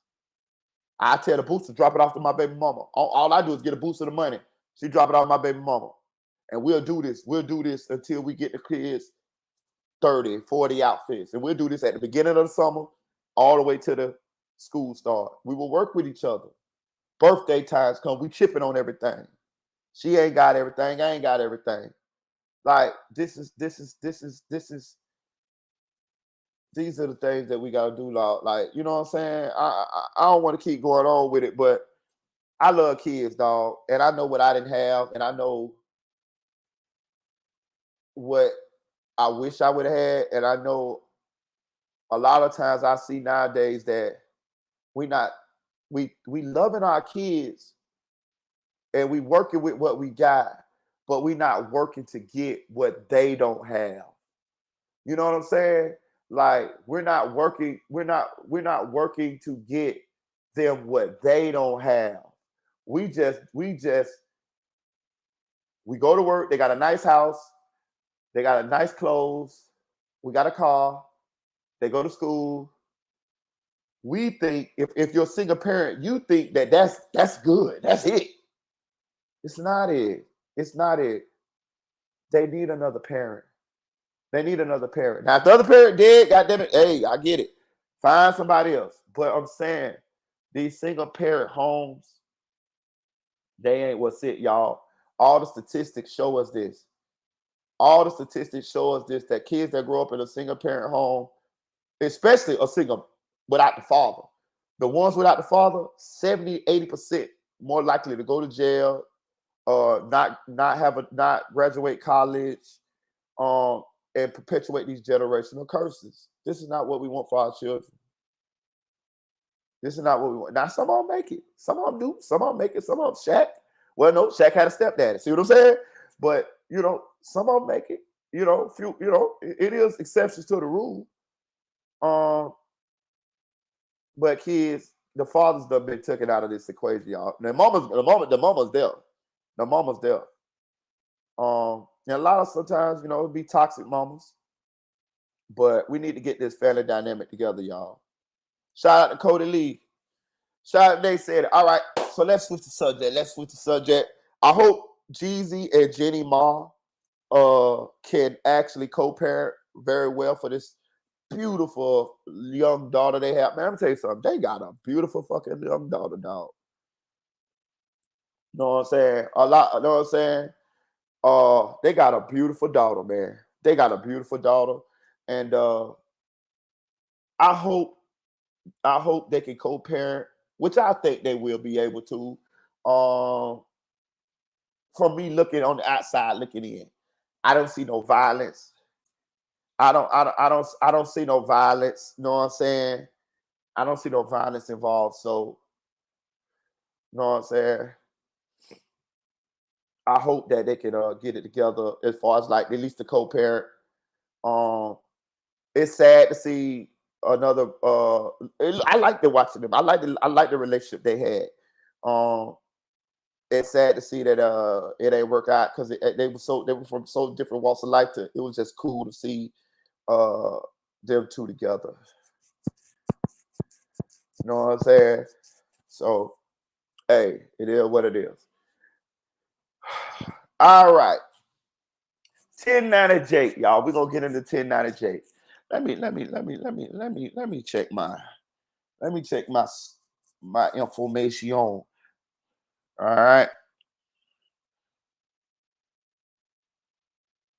I want to check this out real quick. Y'all give me a second. Give me a second here. I want to make sure I see some shit. I want to make sure I get this right. Okay.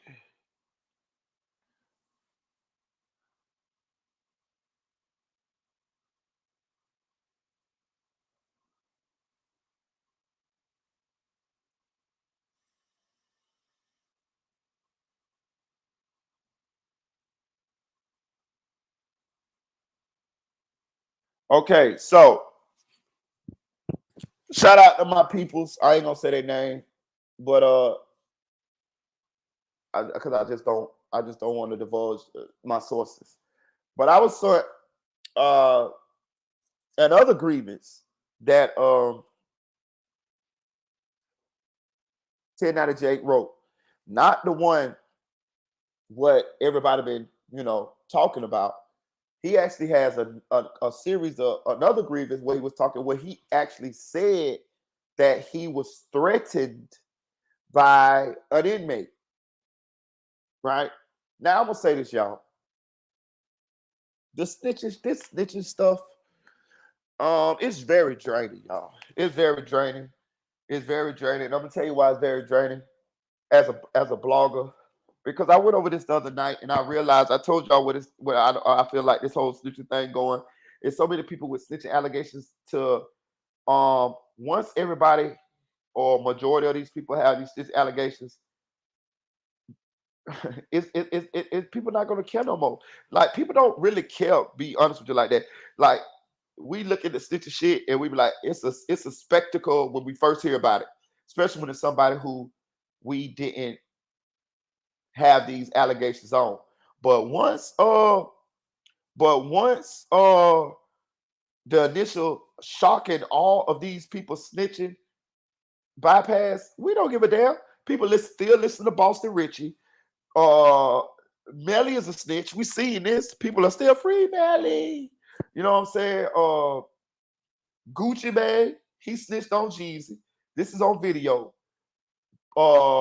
We know T.I. self-admittedly snitched. CEOP from QC, he's still moving in these same circles, even though he don't own QC no more. They done sold it for $300 million. Gucci Mane, Lil Baby, all of these people still hanging around. CEOP. Gunna got the #1 album in the country. 6ix9ine is still making a bunch of money. Got featured with Kodak and all of this type of stuff here. Rich Homie Corn still doing shows. Spot 'em got 'em still doing shows. Like who else? Like everybody. Like let's just be real. Like Jay-Z them had a snitch as the president of Rock Nation. Like let's just shout out to Camille Kimball. Yo, know what I'm saying? Like let just be real. Like, you know what I'm saying? So this shit is the new norm. It's always been rats, but Trench's News still got 110,000 subscribers. He the first federal paid blogger informant and going strong. Like that shit is crazy to me.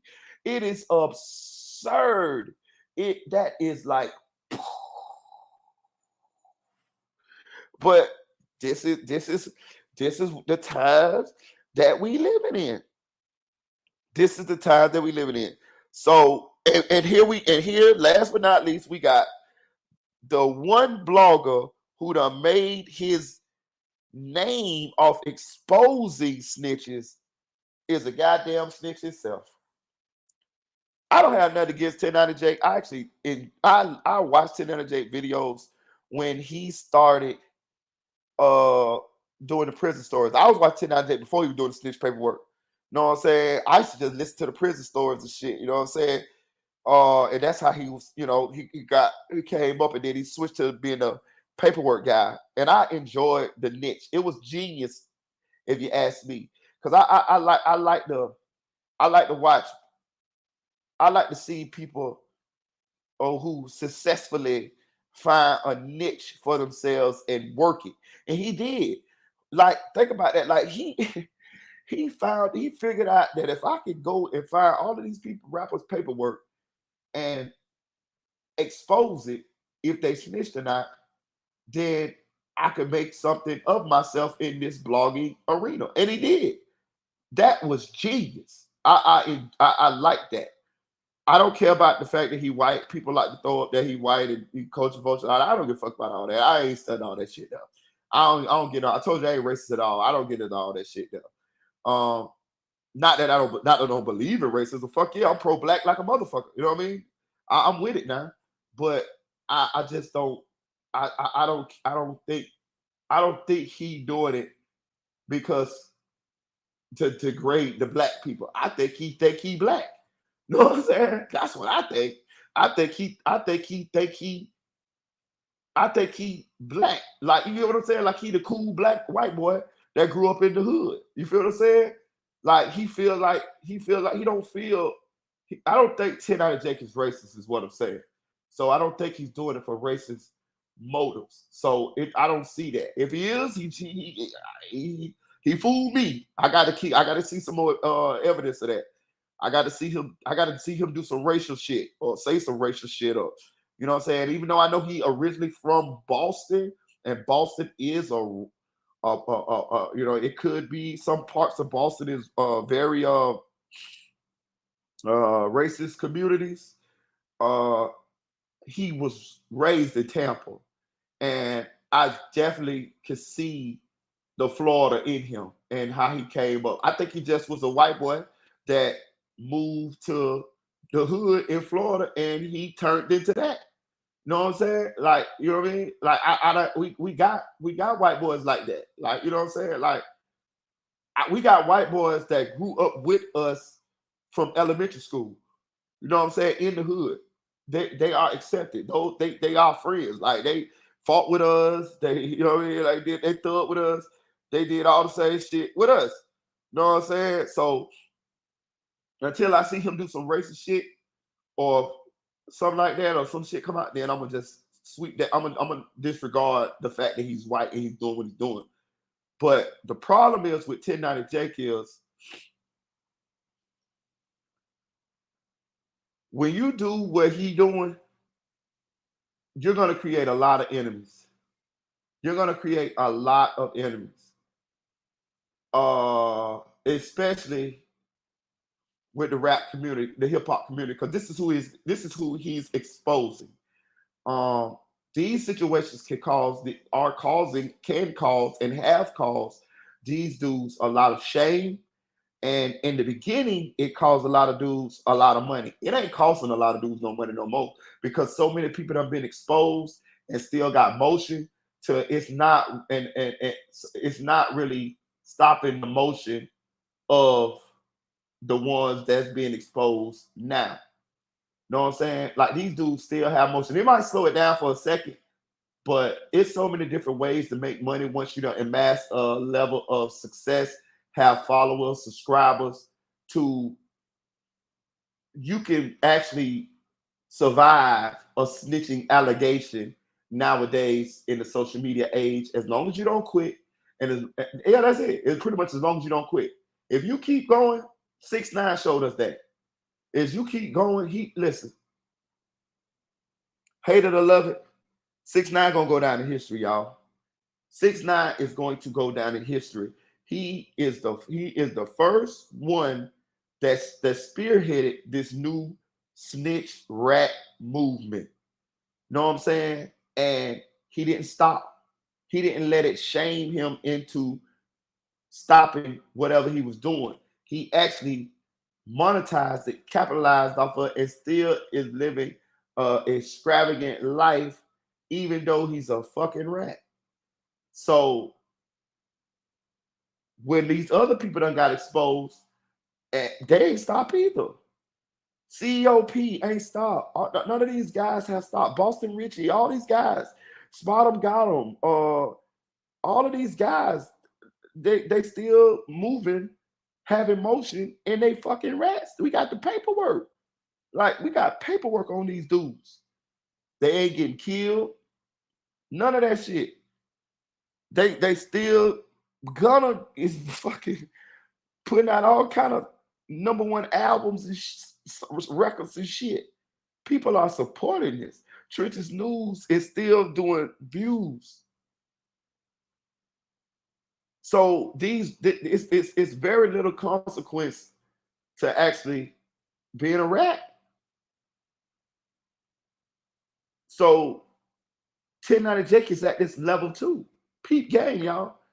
He is none of these snitching. We got paperwork on 1090 Jake, y'all. It's paperwork out there. You know what I'm saying? Like he could come up with all these different scenarios of explaining what happened in these different situations.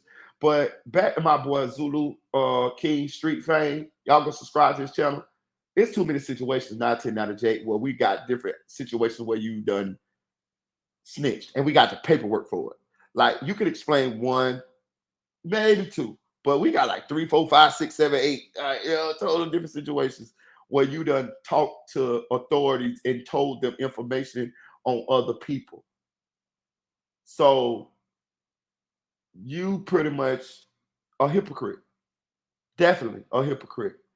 And that is the issue. The issue is you came out and you started this wave of paperwork checking, but it's done been exposed that you doing the same shit. Maybe not actually like to the same degree or whatever, but a snitching is snitching, ratting is ratting. You doing the same shit that you are persecuting other people for. But you don't want to be persecuted for it.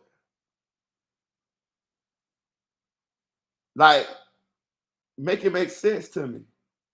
This is the paradox. This is the hypocrisy. This diminishes your credibility. This diminishes your brand. Now, I know how this happened. He didn't know back then when he was doing the snitching that he would be the 1090J that he is today. He came up with this shit along the way. He turned into the paperwork guy along the way. So this is how he got the way yet, but he still had skeletons in his closet that he hoped wouldn't come out. Listen, let me tell y'all something, man. Not only is 1090 Jake have snitching situations, paperwork and all that, he actually hangs with snitches, y'all. Listen, y'all. It's a dude out of Orlando, right? I know him personally. I didn't know he was a rat till. Shout out to Unspoken Crime Murders, Unspoken uncovered this. His name is Whack. His name is Wacko. I could actually show y'all, but I won't. But I could actually show y'all Facebook Messenger messages between me and Whack. Like I know him personally. You see what I'm saying? Now, I didn't know he was a rat until I saw Unspoken expose him about 2 months ago. And how Unspoken exposed it is Unspoken saw that he posted 1090 Jake was going to check in on his story, meaning Whack. So Unspoken realized, let me see who this guy Whack is. And Unspoken went and dug up Whack's past, found body cam of Whack asking the police what can he do to cooperate to get the gun charge off of him. This is on video, right? When I saw that, I called back to Orlando because I got partners who hang with Whack. I never hung with Whack, but I know him through my partners, right? So I called him and I say, hey, what's up with Whack? Like they just exposed Whack on the internet as a rat. And my partner said, yeah, man, that's old. I said, that's old. They said, yeah, that's old. Yeah, we been know about it. Like, yeah. I was like, so what's up with him? He's like, man, we been stopped fucking with him. I'm like, no, because I didn't know. Like, I you know what I'm saying? Like, I never knew Whack was the rat until Unspoken exposed it. And Unspoken only uncovered it because he saw the correspondence between him and 1090J. And and so he wanted to, and that's what and he uncovered it. So, but I fact checked it. And my partners said, yeah.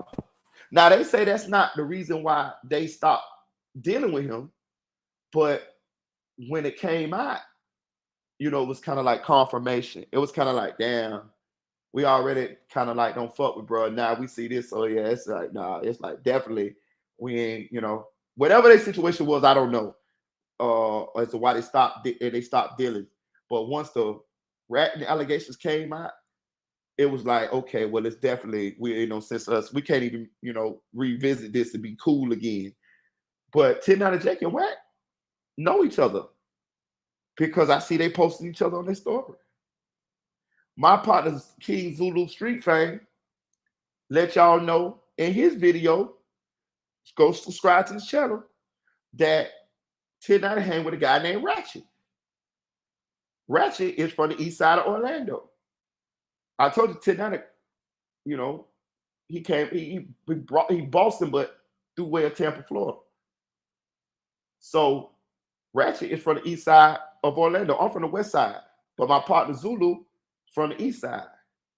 He said he know Ratchet.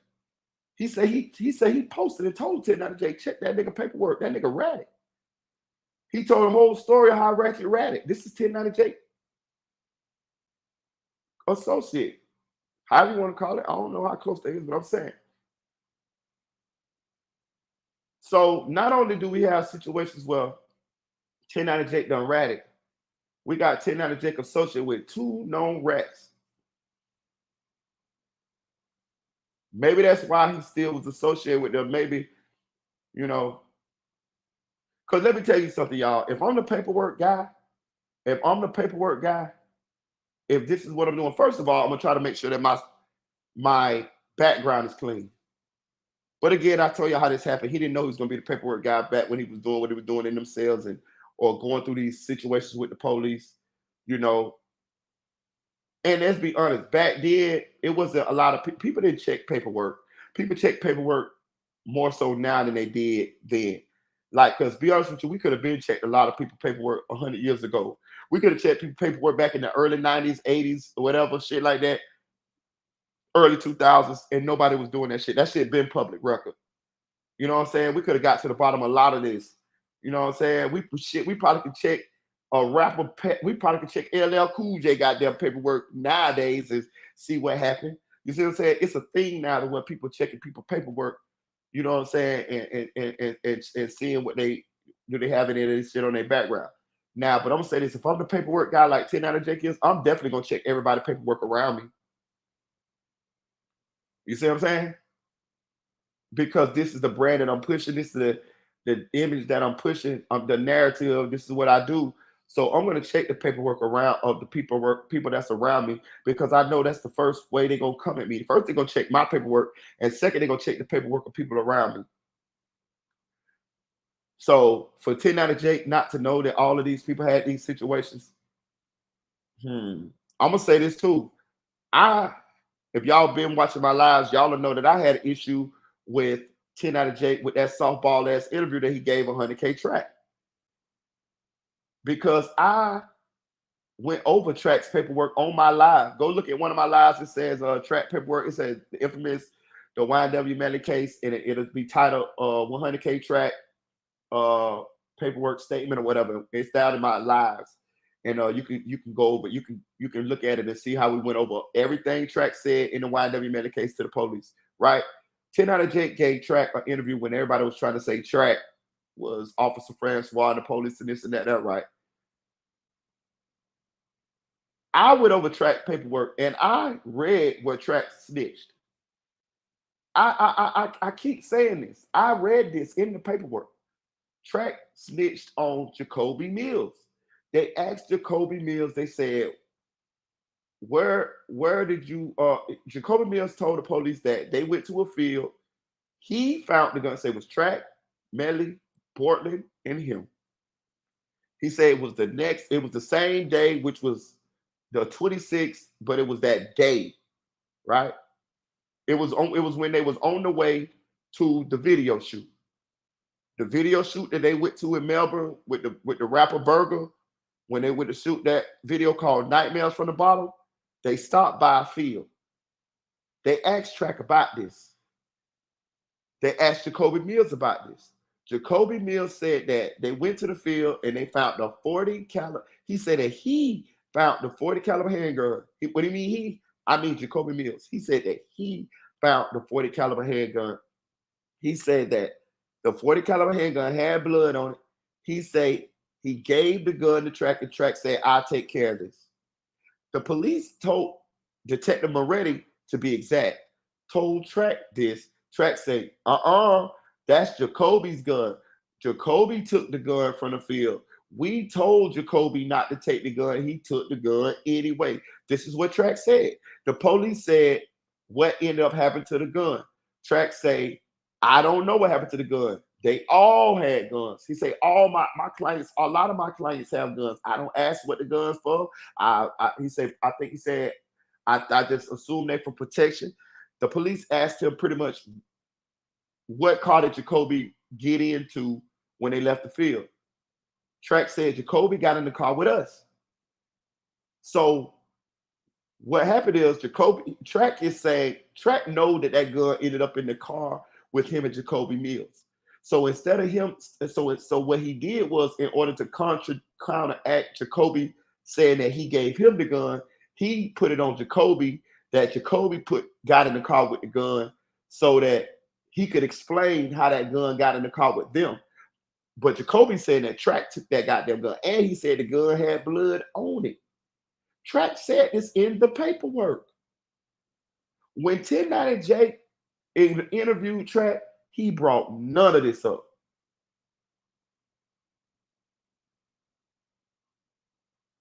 I read this.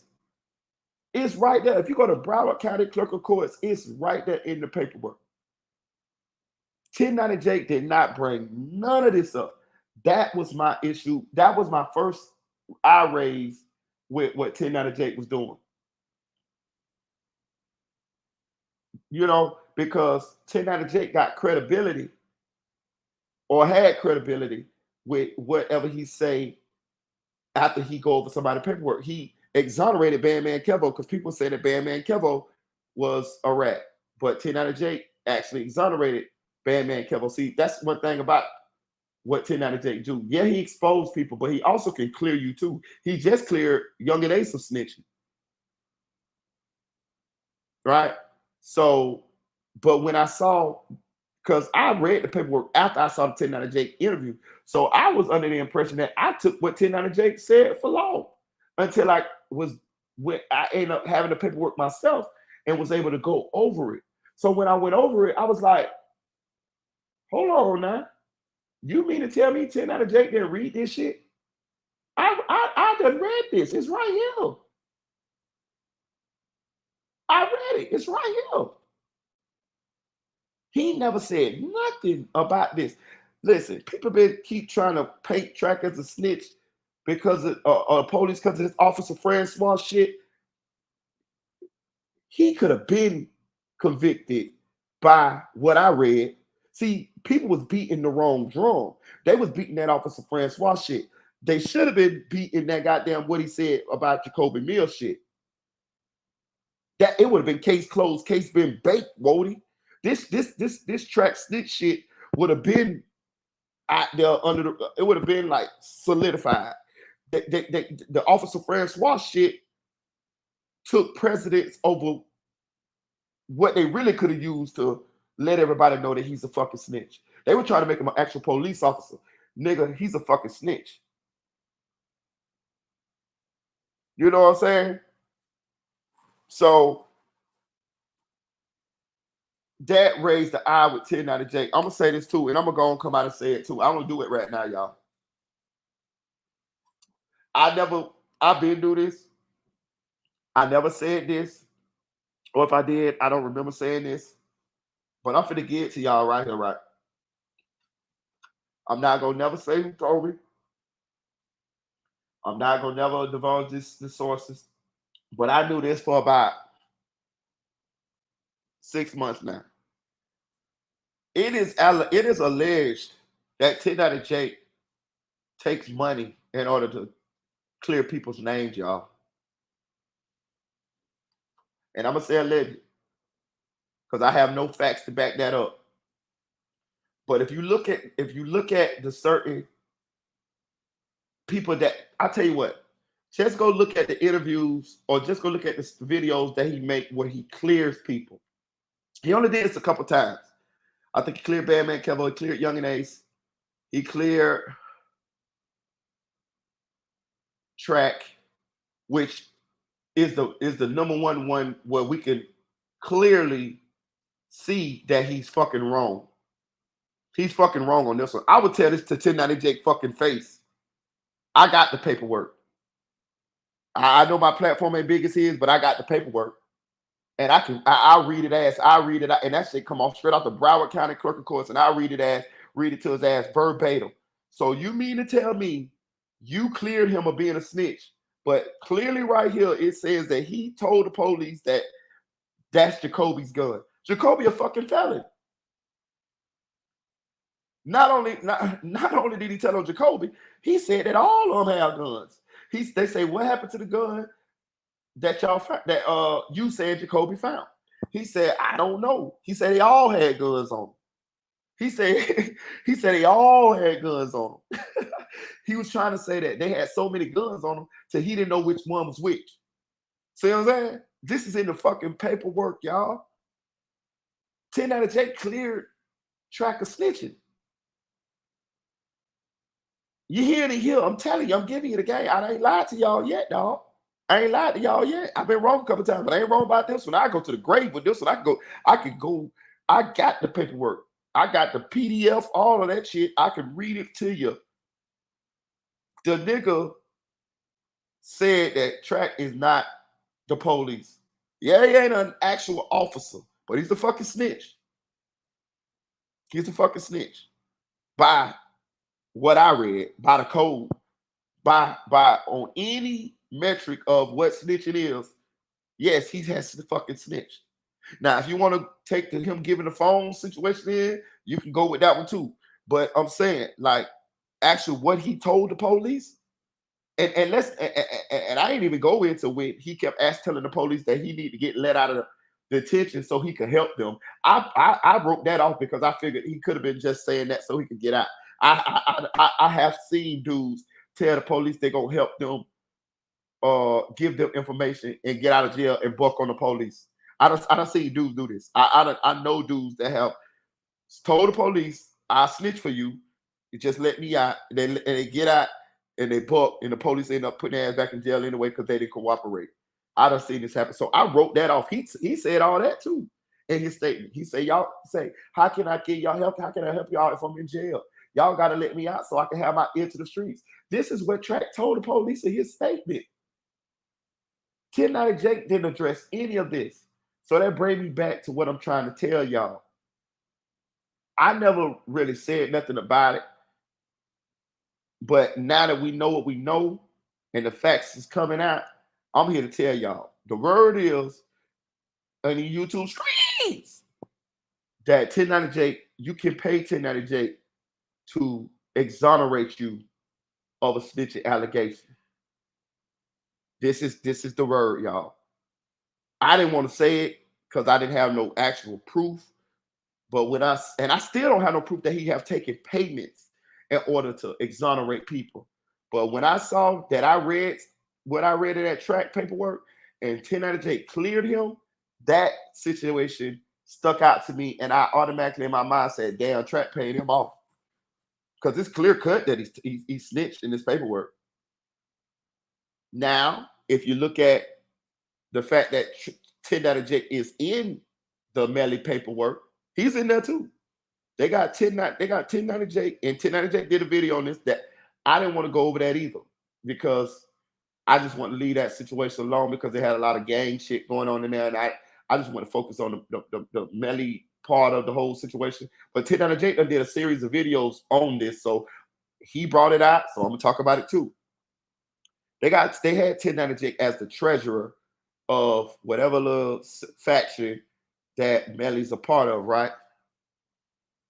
Now, if you connect the dots, you can see why 10 Jake would do whatever he looked like he did for track and clearing track of the being a snitch or police or however you want to call it.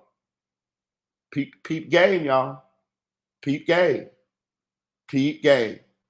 It's all right in front of y'all. If y'all pay attention, it's all right in front of y'all. Hit that like button. Hit that like button. Hit that like button. Shout out to Eddie. I'm glad my girl Eddie back. Eddie, where you been at, boo?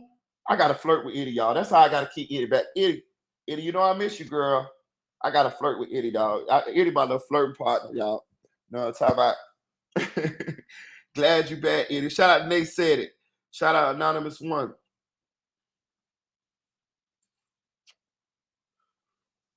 You know what I'm saying? But yeah, I'm giving y'all the tea here. Yeah, the word is on the YouTube screens is that if you got that bag, 10 Jake will sometimes spin a narrative in your benefit, and clear you of a snitching allegation. But my problem with that is you weaponize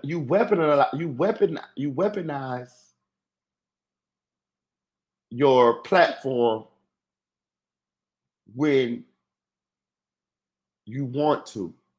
But then when somebody who you might have an association with or you cool with come to you and these situations happen, you may use your platform to spin the narrative that it ain't what we see and what it is. You get me? You will use your platform to clear these people who clearly are snitches. But then you'll use that same platform to torpedo people who are snitches as well. See, power corrupts absolutely. Absolutely. You know what I mean? Like, you know what I mean? Look, man, you get to learn a lot about people, man. I'm telling you, bro, you get to learn a lot about people. What 10 Jake, when he decided to set out on this road that he set out on, what he should have did was stood to his principles, his morals, his convictions. You know, everybody should have everybody should have got it under his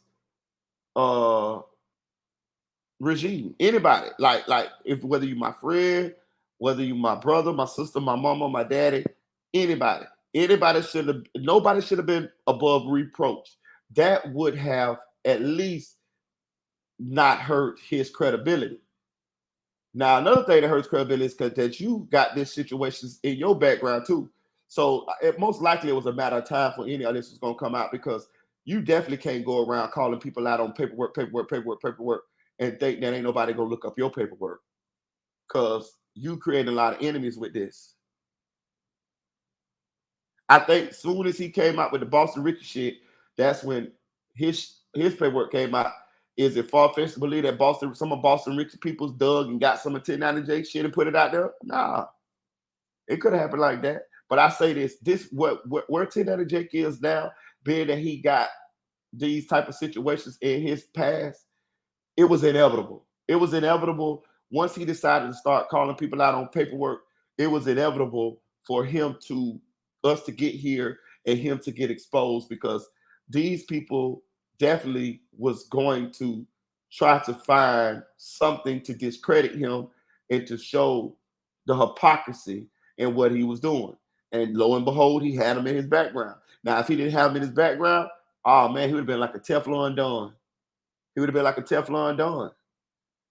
You know what I'm saying? Creating all these enemies, but at the same time, he would have been beyond reproach, because he wouldn't have been able to be discovered as a hypocrite. But he's a hypocrite now. This is pretty much fact. You know what I'm saying? Whether you want to take all of these situations and hold them against them is on you. I really, honestly, I really don't care like that. I'm just doing what bloggers do and blogging on it and giving my opinion on it. I don't really care because I'm kind of exhausted with all this snitching shit. You know, I tell everybody my underlying sentiment on this channel is get out the street so you won't be held to all these standards. You know what I'm saying? Like the this shit doesn't apply in the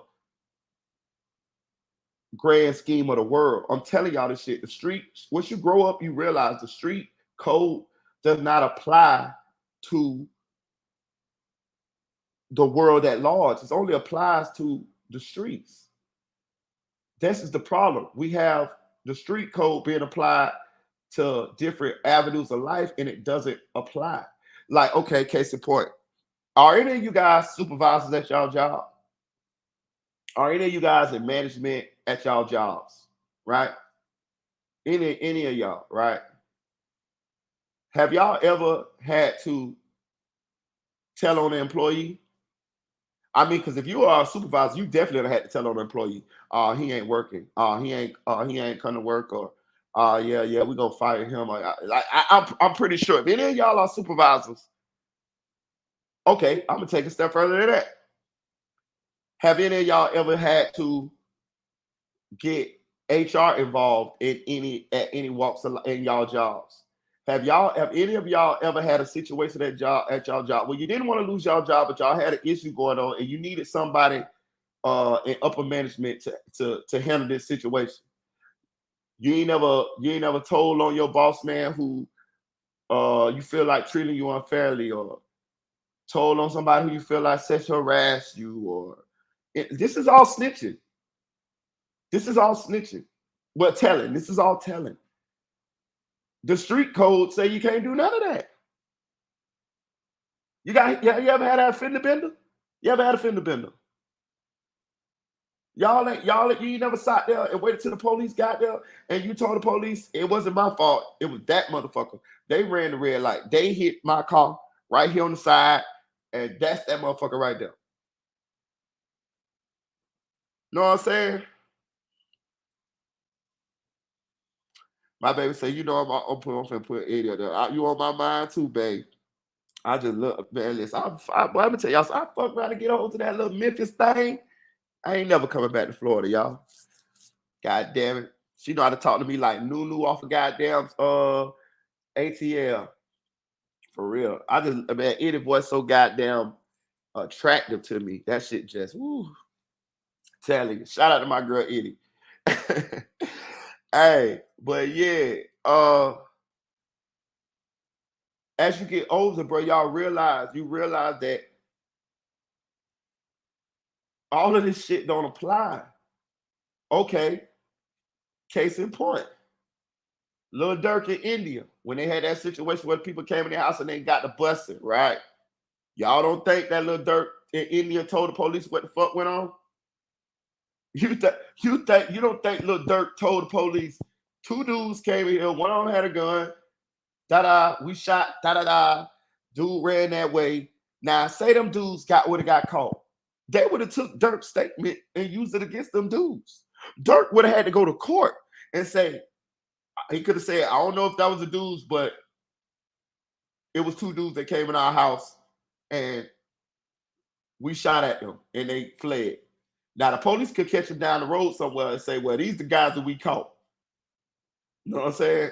That's the street code will have you as you're not able to do that. I'm just trying to show y'all.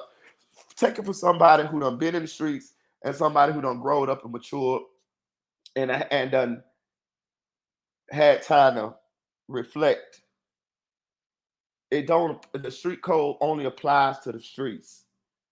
If you in the streets, this is the code. This is the unwritten code that you sign up for, right? And you are there held upon that code.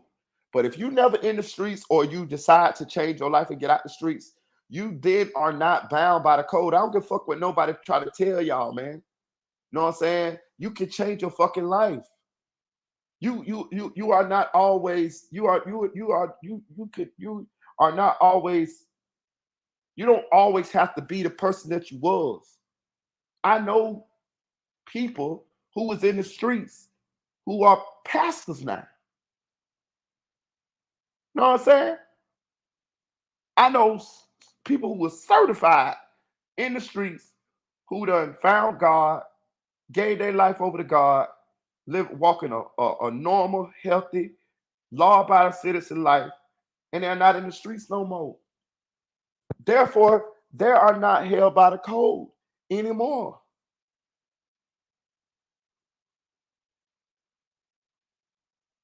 So, you know, it is, you always evolve and you got to evolve. You know, now, do I agree with Red? No, I don't. I don't. I always took responsibility for anything I fucking did. You know what I'm saying? Anything I did, I go to jail for it. I mean, I tell the motherfuckers I'm not guilty initially. I ain't do shit. You know what I mean? That's always gonna be the first. That's always gonna be the first. You go to first initial appearance, they be like, "Hey, you guilty?" Like, I'm not guilty, motherfucker. Even if I did that shit, I'm not guilty. Then as we get close to trial, I go on and look for that plea. You know what I'm saying? Is you guilty? Yeah, I'm guilty. Yeah, go on, give me 6 months. Go on, give me 2-year probation, whatever. And then I go inside the plea. I get the fuck on up out of there. You know what I'm saying? Like, so it is what it is. But I always take responsibility. I never ratted on nobody because I always knew what the fuck I was doing. And you couldn't get me to do some shit that I couldn't do the time for. You couldn't get me to go rob no banks. You know what I'm saying? I got partners that rob banks. You know what I mean? They never asked me, and I never asked. Bitch, y'all do that shit. Bitch, I do. Bitch, I take my time. I find me another crime to do. Something with less time, motherfucker. You know what I'm saying? Less risk, motherfucker. You know what I'm saying? So yeah. 1090 Jake has been exposed, will be exposed, is going to continue to be exposed because he actually have done these things in his past. And he's created a lot of enemies along the way. And he and he is a fucking hypocrite. Do I get any joy out of exposing telling you guys this or help exposing this to at least the people who on my platform who listening? Nah, I don't. I wish it was the other way around because I actually enjoy his place in the hip hop, well, in the blogging community. It's interesting. It's interesting to have somebody who can actually check these people's background and let us know are they who they say they are. And nobody was doing that on a large scale compared to Tonight. Now we have Mickey Truth. Shout out to Mickey Truth. Mickey Truth is definitely number 2 on the checking the paperwork. It's other bloggers that check the paperwork, but nobody who really hang their hat on checking the paperwork, exposing these situations other than 1090 Jake and Mickey Truth. Shout out to Mickey Truth. Now we got 1090 Jake who has a snitch in his background. We have Mickey Truth who doing the same thing that he doing, but she don't have none of that in her background. So I tend to, and we don't have no situation where people done paid Mickey Truth not to expose them. We have situations where we done heard or we could see what people done allegedly paid 1090 Jake to go soft on them or not expose them. So it looked like Mickey Truth going to be way more credible when it comes to exposing people in their paperwork than 1090 Jake. And this is because 1090 Jake has the stitching shit in his background and he has the allegations of him being paid off to not expose people or to spin the narrative that people ain't snitches. So shout out to Mickey Truth. She owned it. She the queen of paperwork. Go subscribe to Mickey Truth channel. And I'm glad that we have somebody to listen to other than 1090 Jake because he's a hypocrite. And it's just sad because he didn't end his. I told y'all nobody can be canceled on YouTube unless you quit. So he hasn't ended his career. None of this shit gonna end his career. People gonna still watch 1090 Jake. He does great videos. he got this nice little way that he talk on his videos and summarize them in the end, and how he digs up information.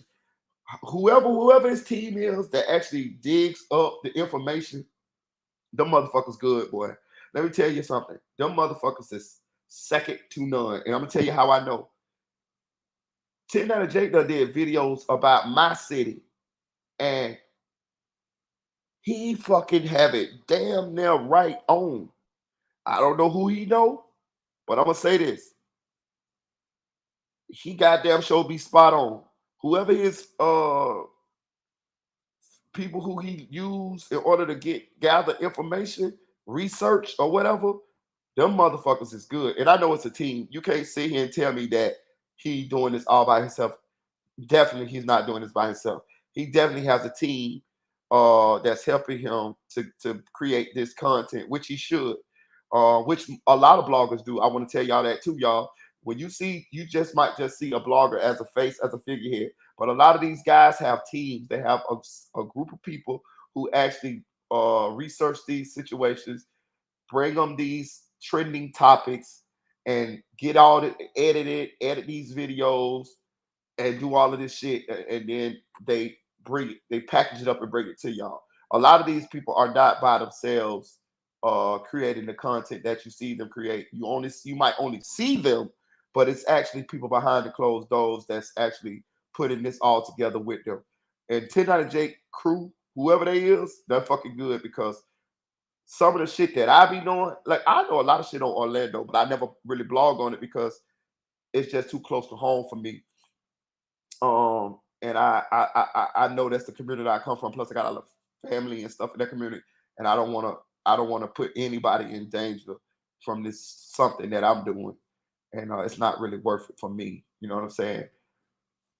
But 10 out of I be knowing the shit, and then when I see 10 out of Jake sometimes do videos on the rappers and shit that's happening and the situations that happen in and around Orlando or Central Florida, he had that shit damn near spot on.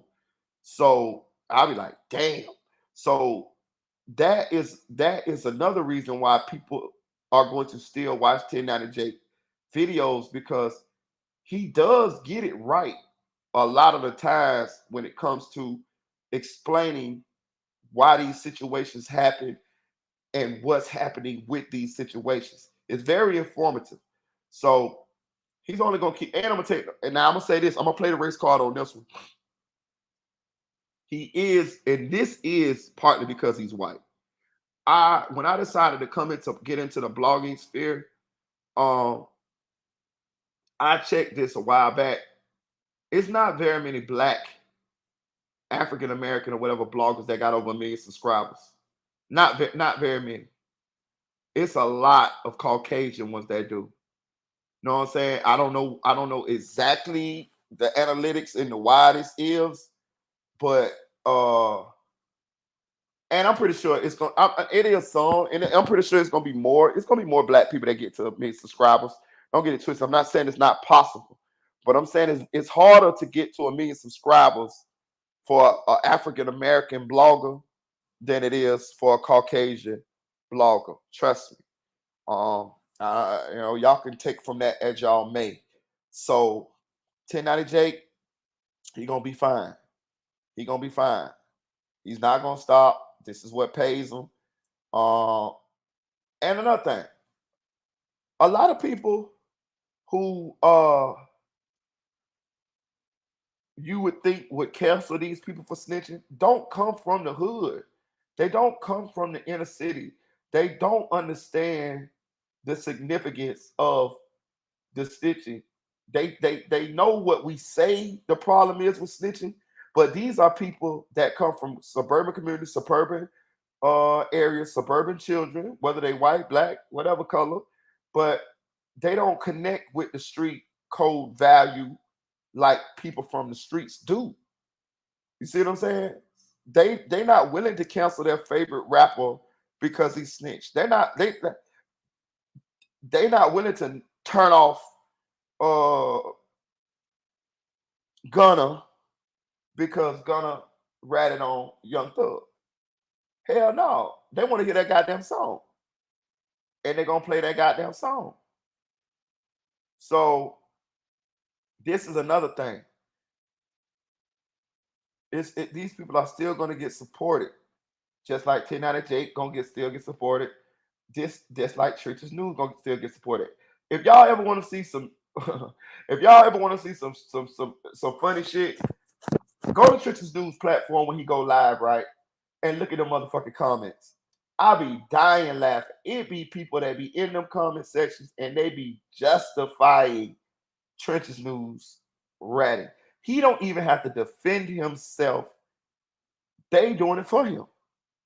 Not only that, he has moderators. So the moderator, I see him sometimes. He was like, if anybody come in here with who's talking shit to me or whatever, block them. So what happens is you can't even survive on his chat if you bringing up the snitching or him telling allegations. So what happens is if his moderators block all of those people, now all of the comments in there are going to be comments that dick ride, stroke his ego, and support him. This is what happens, y'all. I see this happens a lot on a lot of people's platforms, to be real with you. If you come in there and you disagree with them, your ass blocked. So what you're doing is you're beating your chat into being submissive. They may feel a way, but they know they can't say it because they're not going to be allowed to be able to comment in your chat. So what they do, they say shit that's going to stroke your ego, support what you what do they call it? Support what you saying or validate what you saying. And some people legitimately feel that way, and some people just saying that shit just in order to stay in the chat. And if you go to Trix's News chat and look at the comments, that shit be like, I be like, wow, this nigga done actually came out and said he read it. And these people in the chat is actually done warped their fucking mind into believing that he ain't a rat. He looking out for the community. That nigga got paid, man. He got paid. He got paid. He looking out for himself. Not only that, okay, in that case, then, if he looking out for the community, then how come he persecuted all of these other people along the way for rapping? Why he didn't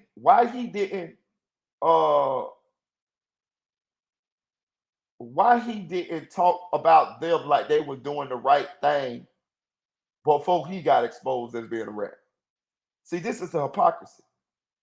You talk shit about all these people being rats before you got exposed, because you've been a rat, because this shit says since 2020, 22 or 21, that 21, something that you've been cooperating. So you've been doing this. So you've been still beating this drum that you wasn't a rat or because we didn't know. But now when we know now, oh, you helping the community, you a law-abiding citizen. That. Yeah, that's cool. That's cool. If you would have been that way from the start. But you only turned out that way or spitting this narrative since you got exposed. You're a fucking hypocrite. You're a fucking hypocrite. You're a fucking liar, a fucking hypocrite, and you ain't shit.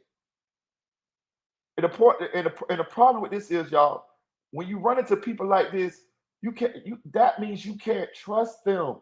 That means this a motherfucker that'll tell you something to your face and be doing the exact same shit that he told you that he persecuted you for.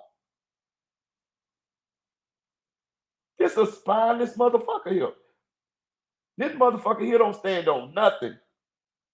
If you ever run into people like this in life, don't follow them, y'all. They're gonna lead you to doom, to destruction, because they're gonna these are manipulators. These are people that's gonna tell you one thing and do the exact same shit they told you that you should be doing. Hypocrites. Know what I'm saying? I'm just exposing this shit, y'all. But 1090J, it's interesting. I want y'all to pay attention to what happens going forward, because like I said, it's more paperwork. It's more paperwork. It's more grievances. And let's be real. Shout out my boy Zulu King Street Fame. He talked about this. 10 Jake actually got on the news and told on the news that the guards was bringing in drugs to the inmates. That's snitching. If the guards is bringing in drugs, they criminals. You snitching on the criminals. You not only that, you snitching on you telling how the inmates get what they get. If you was in jail saying that, you would get fucked up. Can you imagine stopping a whole prison of being able to get drugs, phones, whatever, any illegal contraband? Can you imagine being the person that's telling the news and the police how the inmates get illegal shit? If you was in jail, them dudes would be want to stab the fuck out of you. Because this how they get what they get. That's how they get their weed, their drugs, phones, whatever. That is snitching, bro. He was on the news doing this shit. That is fucking snitching, yo. That's clear cut there. That's wide the fuck open. That ain't no second, ain't nothing about that. Know what I'm saying? You know what I'm saying? For real. So, yeah, man. I hate to say it. I don't know him personally. I don't have nothing against him. But he's a rat. He's a fucking rat. And the bad part about it is he's a rat that exposes rats. Get the fuck out of here. How the fuck do that work? Go fucking figure. My mind is fucking blowed. A rat that exposes rats. But then try to justify they rat. Do y'all see these people, y'all? Y'all got. I want y'all to put on y'all psychiatrist jackets right now. You know, the long coat. You know what I'm talking about? Get your little magnifying glass and look deep into these motherfuckers' eyes, so you can try to look to the back of their goddamn brain. You are a rat, but you make a living exposing rats.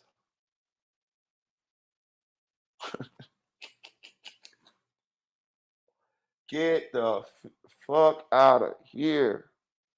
Hit that like button, y'all. Hit that like button. Hit that like button. All right, let's change subjects. We're going to get into the YNW Melly situation. And I want to talk about the interview that his ex-girlfriend, Mariah Hamilton, gave, right? So we all know that Mariah Hamilton, Melly's girlfriend, ex-girlfriend, she had been on the run. She's still on the run. She's wanted because she didn't show up for court. That is a failure to appeal, bench warrant. And she's been running for about 2-3 years now. Something like 4 years, somewhere. But she's been running for a little minute, bro. She the queen of hide and go seek, y'all. She the queen of hide and go seek. And they ain't been able to catch her. Know what I'm saying? She's telling people, well, she told Law and Crime that the reason that she will go to court, she just don't want to be arrested. She said the reason why she ain't been going to court is because she don't want to be arrested. I want to say, yeah, she is a horrible liar, Eddie. I just want to say this. She a motherfucking liar. Shout out to my girl Eddie for pulling that for what's the name of that out. She's a motherfucking liar. The reason why she ain't go to court is because Melly and them don't want her to go to court because she gave them statements saying that yeah, she probably sitting under their noses for real. They know that she gave them statements. She know that her mama gave them statements saying that she knows something that'll put Melly away for the rest of his life. They got the phone calls from her to Melly, from Melly to her. That's how she knew to go down to goddamn Fredo Bang house. She said she went there and all of this shit there. But she got the warrant for not going to court. See what I'm saying? Like they try to spin this narrative that she didn't go to court because she got a warrant. Bullshit. You got the warrant for not going to court, young lady. Know what I'm saying? Like, you wouldn't have had a warrant if you'd have went to fucking court. So that's a fucking lie. But her mama was right there with her, the powder head lady, that bitch that look like whack-a-mole. Know what I'm saying? Oh, let me hold a 8 ball of powder till I get my check on Friday, ass bitch. Know what I'm saying? You know I got you. You know I got you. You know I got you. That's what she be saying. You know I got you. You know I got you. You know I get my check on Friday. You know I got you. Oh, powder head, raw square smoking that bitch. Know what I'm saying? You know the raw squares, y'all? That's them people that get a pack of Newports and then they take out some of the tobacco and then they sprinkle some powder into the goddamn end of the goddamn Newport and they twist the end up like a mother like that, like a piece of toilet paper that they finna stick in their goddamn ear and they smoke them and they fire that bitch up and that shit smell like plastic. That's what you call raw squares. That's old raw square smoking ass bitch. Know what I'm talking about? Old snorting powder off a mirror ass bitch. Know what I'm saying? Oh, taking the bag of powder when it ain't no more powder in it and rubbing across her teeth to get a freeze ass bitch. That's what type of bitch that is. You know what I'm saying? Know what I'm saying? Oh, putting some water down her nose because her nose stopped up from snorting too much cut ass bitch. That's old. Let me thump this powder sack to see if it's that clean ass bitch. Know what I'm talking about? But anyway, that's her mama. And she was up there and she was saying, that they asked her who they think possibly could have did this to second juvie. And this bitch gonna say NBA young boy. Get the fuck out of here, y'all. Like, these people, listen, this shit be must-see TV, to be honest with you, because these are some of the baddest fucking liars and actors, and they be thinking that they the smartest motherfuckers in the room, and it just shows you the links that people will go to, y'all. I'd be amazed. Like, that's the interesting part of this blogging shit or being tuned in to these type of situations, because we be knowing what the fuck going on. And these people will get right up here in front of the world and carry on these acts like the world is dumb. Bitch, don't you know the internet is undefeated? Like, you know what I'm saying? I'm not saying get up there and tell the truth. I'm not saying that. I'm saying that just know when you get up there and say that bullshit that you saying, bitch, we know you lying. You know what I'm saying? We know you fucking lying. Like, you know what I mean? We know you got paid. Your actions dictate that you got paid. We saw what you was doing. This shit is like ABC 1, 2, 3. It's not rocket science. It all adds up. You know what I'm saying? But this lady got up there and said that she think NBA YoungBoy probably had something to do with it. More so than Melly. Like, bitch, what? What? Really? Really? Really? Like you said fucking NBA YoungBoy fucking might have had something to do with this other than fucking Melly. So NBA YoungBoy having something to do with this is the reason why Melly ain't go to the hospital. NBA YoungBoy having something to do with this is the reason why Melly ain't go to the funerals. NBA YoungBoy is the reason Melly had something to do with this, where he went to paying everybody off. So Melly paying everybody for NBA YoungBoy.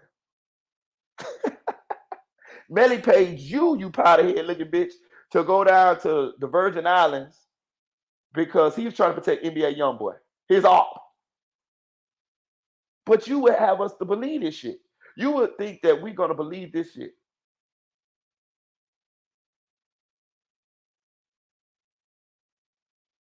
This lady said that the state attorney is the reason why she lost her job. No, bitch. Excuse me, ladies, for saying bitch, but this is a bitch right here. No, bitch. You lost your job because Tracknum paid you to go out of town. They gave your powder head ass a 8 ball of powder. No, they gave you a half ounce. They want you to feel good. They want you to be stuck for about a week. They gave you where you could just peek out the windows and grit your teeth from side to side. You know what I'm talking about? They paid your ass half an ounce and $5,000 to go down to the Virgin Islands, but you snorted that goddamn $5,000 up within like 2 weeks, and you got broke down there. And one thing about tracking them, they don't deal in wire transfers because that would be leave a paper trail. They dealt in cash. So what happened was she ran out of money down there, and she took to Twitter because Tracknum had stopped communication with her. Because first of all, she was on that powder, and if you ever seen somebody that's on crack or powder, once they run through their drugs really, really fast within a day or so, or a couple hours, or however long. What's the first thing they do? They come back to try to beg. So we already know when you got down at the Virgin Islands and you got some blow, some Montega down there. You went, you snorted, and you got high, and you spun all your goddamn money. You know what I'm saying? Because of course you had to be staying in some kind of Airbnb or some kind of villa or some kind of hotel down there. So that $5,000 is gonna be going real quick. So, and you down there doing the drugs and shit. So once that money got motherfucking dried up, you ain't got no other sources of income because you in an environment that you not from. You don't live there. You don't got no job there. So she tried to call Tracknum to get her some more money. Tracknum had cut off communication with her, so she took to Twitter and pretty much told everybody that Tracknum said that they was gonna take care of her until after the funeral. I mean the trial. She can't get in contact with nobody, so they can call her Miss Snitch Bitch. This is what she said, y'all. Listen to this. This is what she said. I keep going down this lane because this shit is fucking amazing. The links that these people will go to, and these fucking people are idiots. So she said this, right? They got the fucking Twitter, the Instagram fucking message. They got it, right? So then I guess she called herself saying this on social media so Tracknum would see this. I assume they did see this and they reached out to her, right? So if I had to guess right, I think they told her, well, if you want some more money, you need to come back to Florida so we can give you some more money because we're not finna send no money down there to you. You know what I'm saying? Plus, if we send the money to you, they'll know where you at. So you got to come back and get it, right? She tries to get on the airplane. This is in the Broward County Clerk of Courts. I went over this too. Just go check out my lives. I went over this paperwork. It's in the infamous, the YW Melly case, Felicia Holmes statement. It's in there. Just go down and look at my lives. You'll find it. That's what the title is. This lady then tries to come back into not the United States, Virgin Islands. Some of it is United States. You got U.S. and British. She tries to board a plane in the U.S. Virgin Islands with the ID that says Shante Colette Smith. Now I don't know if it's a fake ID or if it's an ID of somebody else that she just got. They peep that it wasn't her, arrest her, detain her, and then extradite her back to Florida. She was trying to go to Fort Lauderdale. She was trying to go from Virgin Islands to Fort Lauderdale. This is the powderhead whack-a-mole bitch who said NBA Youngboy did it. Check this out. So then when they detain her, they interview her, and this is when she starts saying that because she already had gave a statement prior saying that Melly dogged her daughter out, that tell Melly them they gonna cooperate. If my daughter tells what Melly told her, he'll never get out of jail. This is a statement she gave to the police. But so we got the statement that she made on Instagram, and we got the statement that she gave the police. This is the same bitch that's saying that Melly innocent, right? Check this out. So when they apprehended her and detained her, now she changing all that. Now she's saying, "Oh no, what is bitch name? Christine Bradley is threatening me." Da da da da da da da da. She's spinning this whole narrative, right? They put ass on house arrest because she's a flight risk, right? She's still on house arrest right now. said that in the interview the other day because she was there with her daughter and saying these people saying they got me on house arrest. They saying I'm a flight risk. How am I flight risk? Because you fucking fled to the Virgin Islands, motherfucker. That's how you a flight risk. What the fuck is you talking about? You actually got on a flight and flew to the Virgin Islands. Don't that constitute you being a flight risk? What the fuck is you talking about? Know what I'm saying? Like, that's why I say these people are fucking idiots. But anyway, now she's spinning this whole narrative saying that Melly innocent, young boy possibly did it. Christine Bradley been threatening me to put me in jail, this and that, there. Threatening my daughter, she could be accessory after the fact. But you the same lady that took a payment, that took a payment to go and get Ghost. So you sitting up here telling us that young boy did it, this and that, there. But you know that's a lie. Because you said that if my daughter tell what Melly told her, he'll never get out. You said if they don't start giving me some money, they can call me Miss Snitch bitch. You said this on social media in public for the world to see. Not only that, you gave a statement saying that Melly dogged my daughter out and tell him that we're cooperating. But Melly innocent though.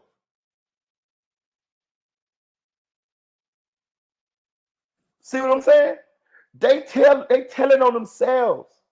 They tell it on themselves. All you gotta do is just have a 5th grade level of education, and you can see the whole play.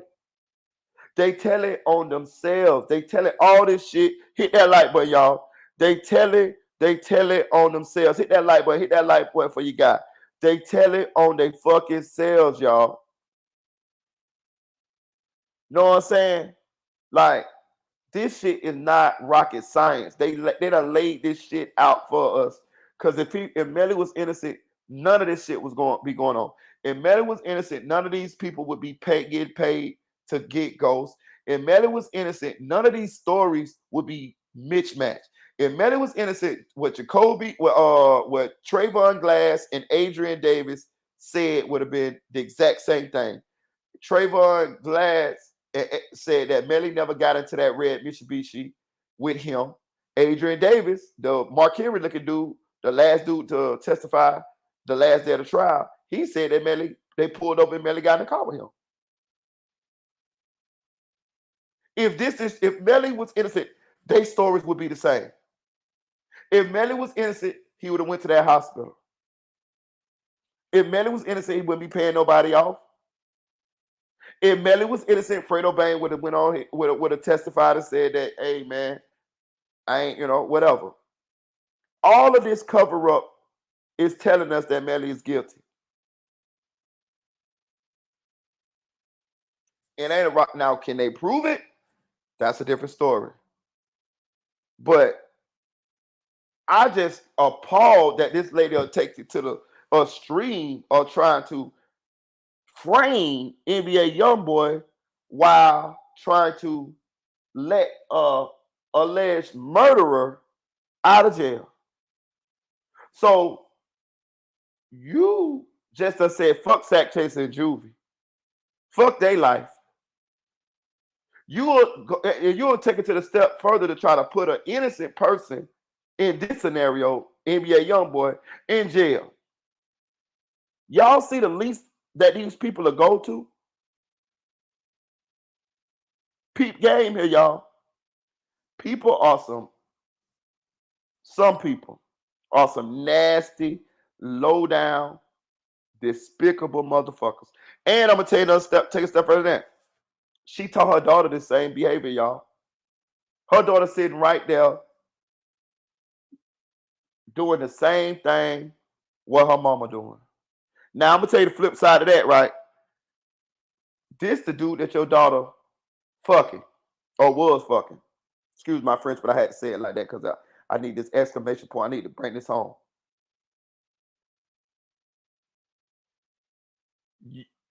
You want this nigga to get out to be with your daughter?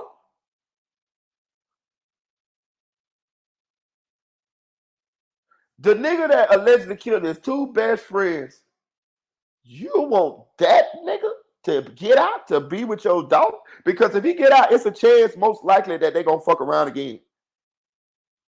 Because he gonna have the fame, the clout, and the bag. You would help this man. I ain't saying help convict him. I'm saying stay out the shit. Just stay out of it.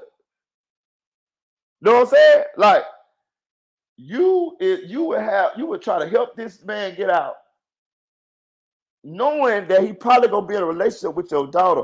We got your daughter actually saying that this man has threatened her life before in the past. Shout out Music 101. Y'all go check his channel. I subscribe to his channel because he reported on this. He threatened to kill her at one point. The daughter. So what if y'all let this nigga out or this man get out and y'all or help him get out? He get mad one night. Maybe your daughter catch him cheating.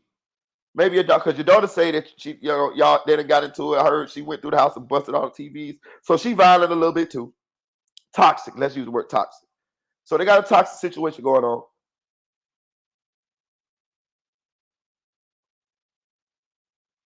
What if they get into it? She catch him cheating, however. And she say, oh, pussy ass nigga, that's why I'm finna tell them people that you killed them boys. And he kill ass right there. It is my experience watching these type of individuals in the streets. Once people done actually did these type of crimes or did these type of things, it becomes easier for them to pull the trigger, y'all. Very rarely have I seen somebody unalive somebody and didn't revert to pulling the trigger when they got into similar situations after they done pulled the trigger or shot somebody before. Especially when they get mad. And who can make you madder than anybody? Your spouse. This is the person. That's why I be saying, bro, like, I don't like this lady for what I know of her. I don't know her personally, but I don't like the person that I'm seeing.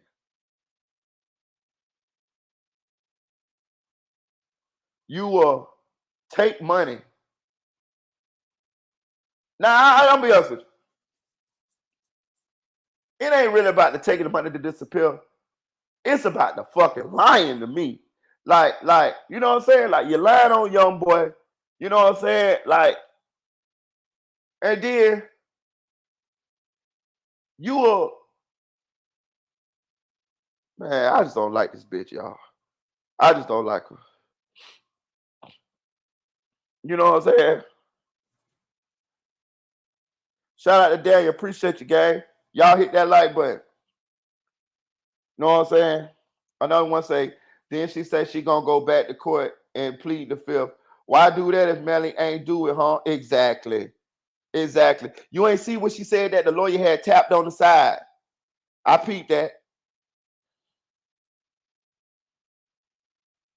Shout out to Poetry 2000. He said another one right. She doesn't want her daughter dating the murderer. Exactly. She know he did it. He did it. For real. Hey, it say she tripping because she went along for that shit for $5K. For real. That bitch said, yeah. They said, did you get any money from Melly? She said, yeah, I got $5,000 for Airbnb or for track. For Airbnb. Bitch, what Airbnb cost $5,000? Man, we just had a 6-bedroom Airbnb 3 months ago. That shit went up fucking $5,000. The fuck is you talking about? $5,000. Bitch, don't get it twisted. She got more than that. She don't listen. I'm gonna tell you another thing. I see how they got them half fried, dyed, and laid to the side on that new interview. She done got some money after that.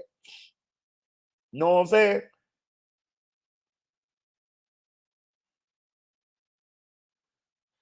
Hey, another one say, no way God let this shit slide.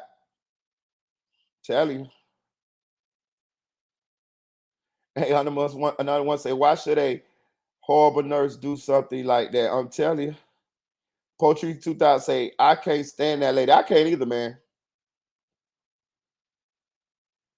It is say, what it track was the person who set Felicia up. Hold on. We got to talk about this, Eddie. What you mean, Eddie? I like that. Where you at? Where my baby at? Hey, Eula. How you doing? My bad. I was running my mouth. I ain't see you. Shout out to Deputy Eula. Y'all show Eula some love in the chat, man.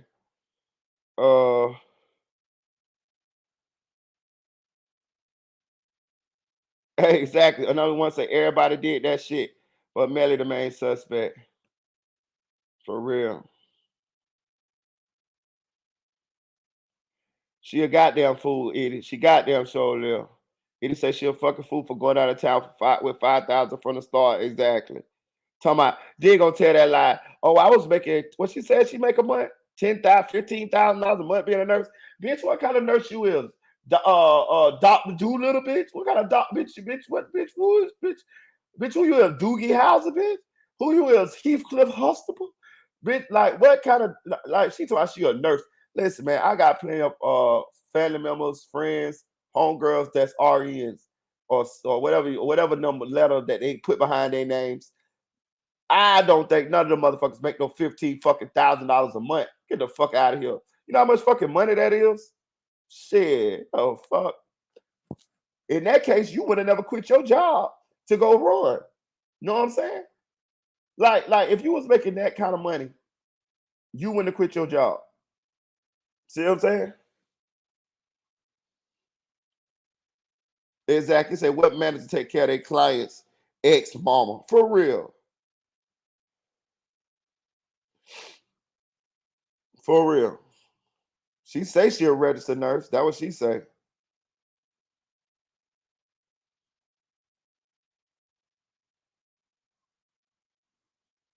Oh, he said her whole face changed when her mom came in on the interview. I think Track told the police where to go go get ass. Oh no. Oh no. Oh no. I know this. Her ass is lying. Um, this new trial gonna be very interesting because she clearly is not gonna cooperate. She gonna be worse this time. She says, hold on. I want to say this too. She says she gonna plead the fifth, right? But when you plead the fifth, you plead the fifth on the grounds that you may incriminate yourself, right? So if you're innocent, what is the plea the fifth? When you plead the fifth, you plead the fifth on the grounds that you may incriminate yourself. But if everybody innocent, you did nothing wrong, how can you incriminate yourself from the statements that you're making? How can you incriminate yourself for answering the questions if you innocent? See, that's what I want to tell y'all. The fifth is it's a good right for us. You know, it's good. It's good. Don't get it twisted. But what I'm saying is, if somebody pleads the fifth, it infers a certain damn. It infers that a certain thing happened. When you plead the fifth, it infers that you did something criminal, right? Because when you plead the fifth, I plead the fifth on the grounds that I may incriminate myself. That is what that is pleading the fifth is. I can't tell on myself. You can't make me answer this question because if I answer this question, I may put myself in some criminal, some legal trouble, right? So when you plead the fifth, you infer that you did something illegal. So just like that's how I was able to discern which stuff came out to be true. I was the first person that said it, that Fredo Bang picked up Melly. And how I came to that conclusion is when I saw that Fredo Bang pled the fifth on those questions, I knew that he was inferring that he picked Melly up. They asked him, did you pick up Melly on such and such, October, what is it, 18th, whatever, 26th, whatever day it was. I can't remember. It was the 26th or something. I think 26th, 18th. I gotta look at the paperwork. But whatever night that was that those boys was unalive, they asked Fredo Bailey, he picked up Melly on the side of the road at that night. He pled the fifth. So when I saw that he pled the fifth, I knew that he had picked him up. Because if he hadn't picked him up, he would have just said, "No, I ain't pick him up." See what I'm saying? Because he inferred by not answering that question, by pleading the fifth, that he did pick him up, and he didn't want to answer that question because he didn't want to incriminate himself. Same thing with her. If she take her dumb ass, her powder head looking ass, her sack thumping ass, her snorting the powder off a mirror ass, her snotty nose ass, her motherfucking snouting and walking ass, her peeking out the window, plow, nobody now, ass up there on that goddamn stand and plead the fifth, we're going to know that she is inferring that she did something illegal and she can't answer these questions because she's going to incriminate herself. I don't like that bitch. Shout out to Canada's only real deal. Shout out to Core. Our email number, what your email? Congratulations, that was one. Follow your heart and go. What my boy number say? Let me see. I heard that too. They only said he made change up that night too. What am I on?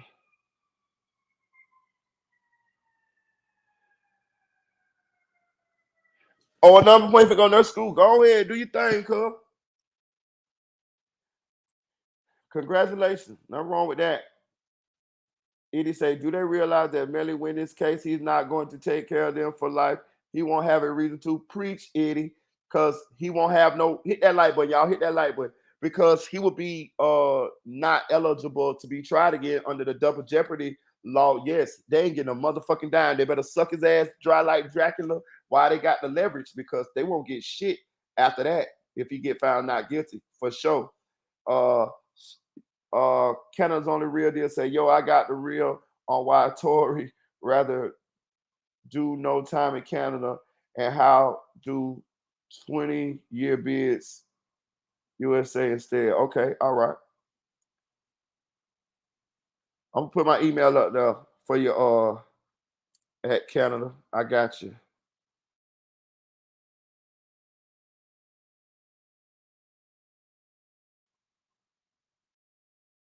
Put it in the chat right now for you.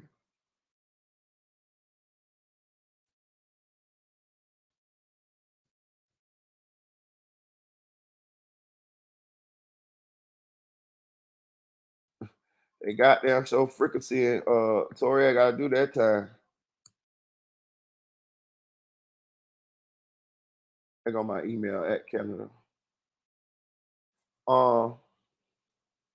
He can come back. He'd rather do time in US and Canada. I know why. Okay. But yeah. So these people lying like a motherfucker. I don't know how this trial gonna come out.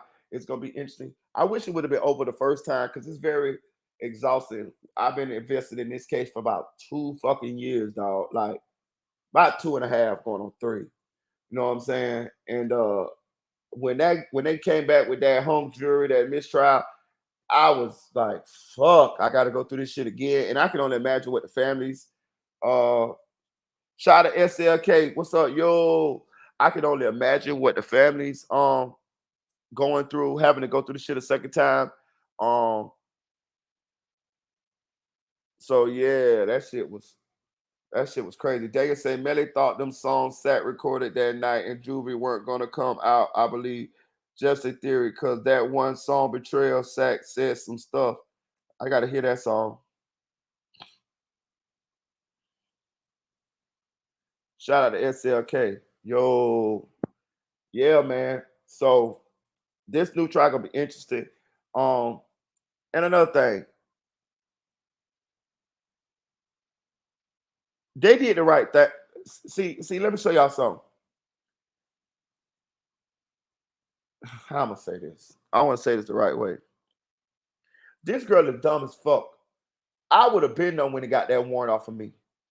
Like, she talking about she don't want to go to jail. Baby, you gotta go to jail. You're going to fucking jail. You have a warrant for your arrest. You missed court. You have a bench warrant. You're going to fucking jail. You're gonna get a fucking mugshot. You're gonna get fingerprinted. Like, she talking about she want the judge to lift the warrant. That's not gonna happen. You know why that's not gonna happen? Because you're a hostile witness. You're not a witness for the state. You if you quit the court, you would be a witness for the defense. They not finna do that for you, knowing you finna get up there and try to save Melly. Like, these people is dumb. Like, I have no fucking words how stupid these motherfucking people is. You done miss court and you think that you got enough say so to where you telling the judge or the lawyer to tell the judge or the state that you'll come to court if they take the warrant off of you. Bitch, this ain't how it works. Not only that, they know when you come to court, you're not going to say anything that's going to help their case. You're going to say everything in order to try to help Melly get free. And you think they going to take the warrant off of you? Who the fuck is advising these people? Who the fuck is talking to these people? I would have been broke this down to her. Baby, you got no leverage at all. You don't have no leverage. Nigga, that warrant is going to follow you for the rest of your motherfucking lives. Warrants never go away. If you have a warrant, you're going to have to go back and face that music, whatever it is. Know what I'm saying? So if I was her, what I would have did was I would have went to it because her bond is not, well, they might not give her ass a bond on that case, to be honest with you. They might not, it's a bitch warrant. So, and that she don't, being that she don't ran and it's a high profile case, they might don't give her no bond on that. They might detain her in jail until this trial is over. But the good part about that is,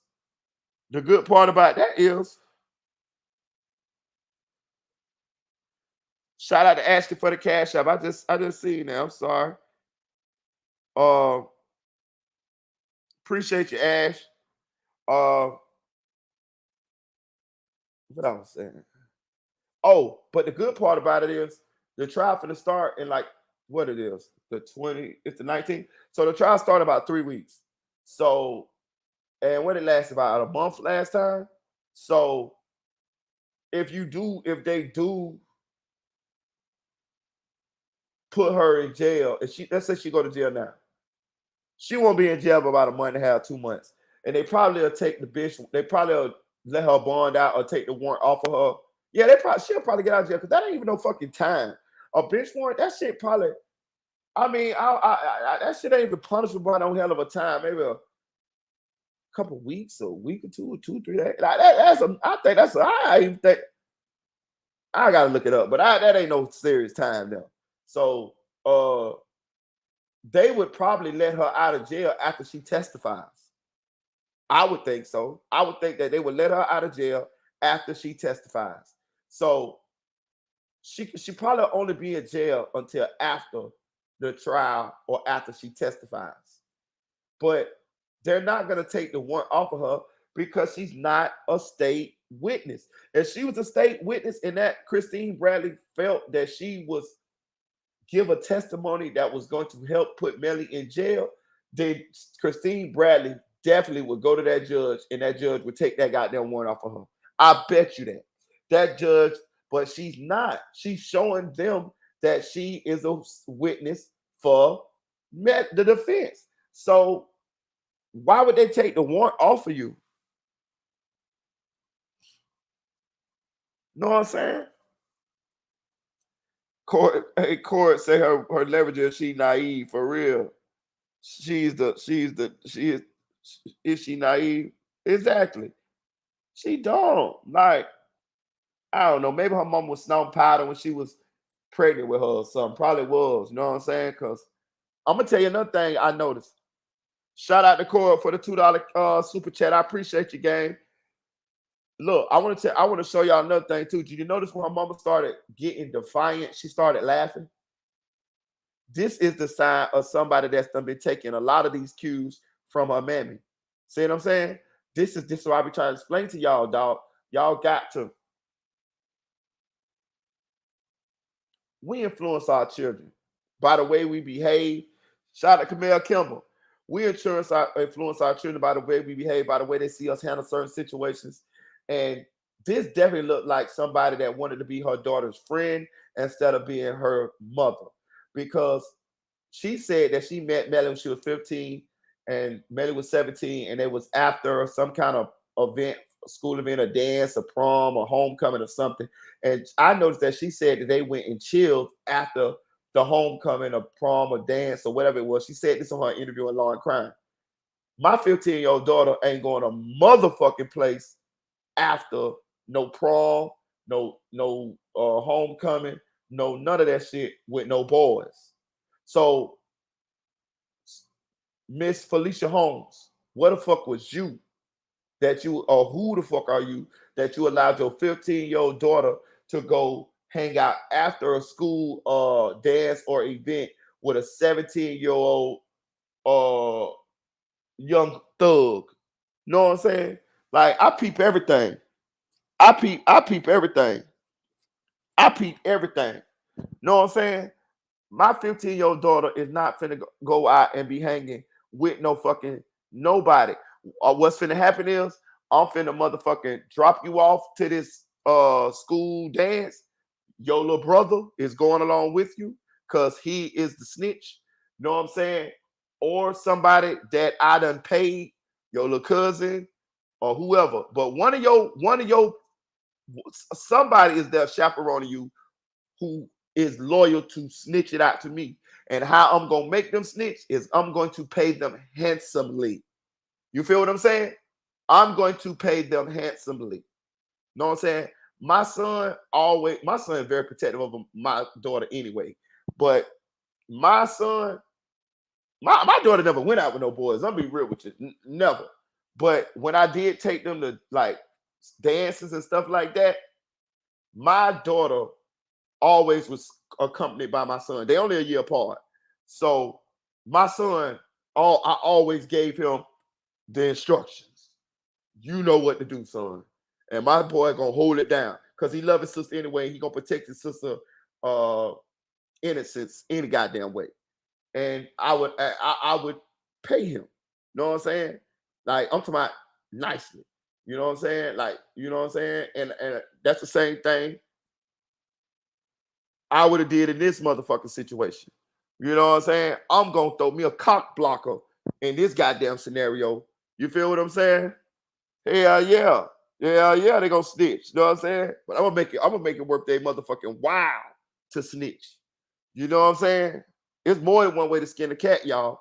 Shout out Angie, baby. She say, but it would be in their best interest to find her and lock her up because if they don't give her a bond, she gonna crack in there and spill all the beans. Exactly. Shout out to Angie, baby. And she letting it be known that she gonna crack in there. That's why they need to find her ass, for real. I thought about that too. She talked about, I never been in jail. So this is the right course of action for them to take on your ass, because if you never went to jail, you definitely gonna crack in that motherfucker when you get in there with that big ass Mexican butch named Greta. You know what I'm talking about? You told a lot of stories, Mariah. Now you belong to me, Mariah. Me, Mariah. You know what I'm talking about? With that big Mexican butch named Greta. When she in that bitch with Carly Russo Smollett and that big Mexican butch named Greta with the shank, with the razor blades under her tongue, that all she want to do is make love all night. All she want to do is scissor your ass to death in that bitch. You know what I'm talking about? That big bad body Mexican butch with hair on her chin, with hair on her, with a little patch of hair on her chest between her breasts. You know what I'm talking about?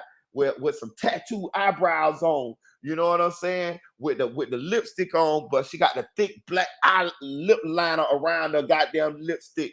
You know what I'm talking about? And she got no hair on the sides, and she got a ponytail in the top of her head that come down her back like Goro, like that goddamn big 3, 4, 6 arm monster on goddamn Mortal Kombat.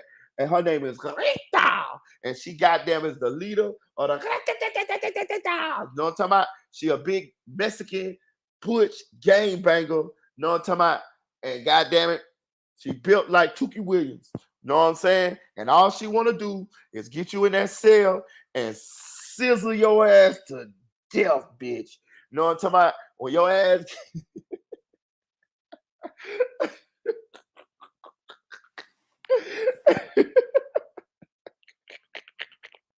she go get you.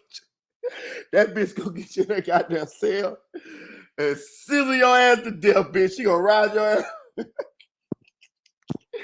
Bitch, you gonna hear that bitch hanging off the bump. I'm talking about them goddamn thrusts. Them goddamn thrusts. They goddamn. She been in that bitch doing 15. She got 40 years. She done been doing a strong 15. That bitch, no, that bitch, them thrusts. She gonna be using against your ass. I'm talking about them bitches that gonna take the life out your ass. I'm talking about bitch, you and that bitch that gets sizzled to death, bitch. I'm talking about you can't do nothing but just evaporate.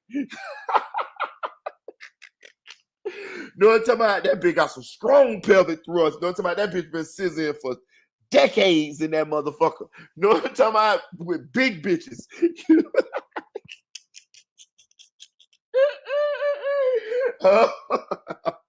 We're gonna teach your motherfucking ass. We're gonna teach your ass, bitch. You gonna never want to come back to this motherfucker. Never. All right, bitch. I'm telling you.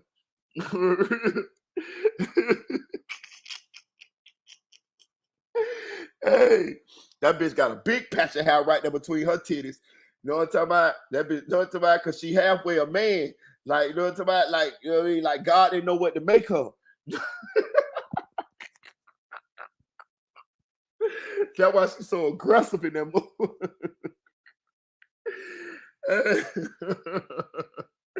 God didn't know what to make her. He got.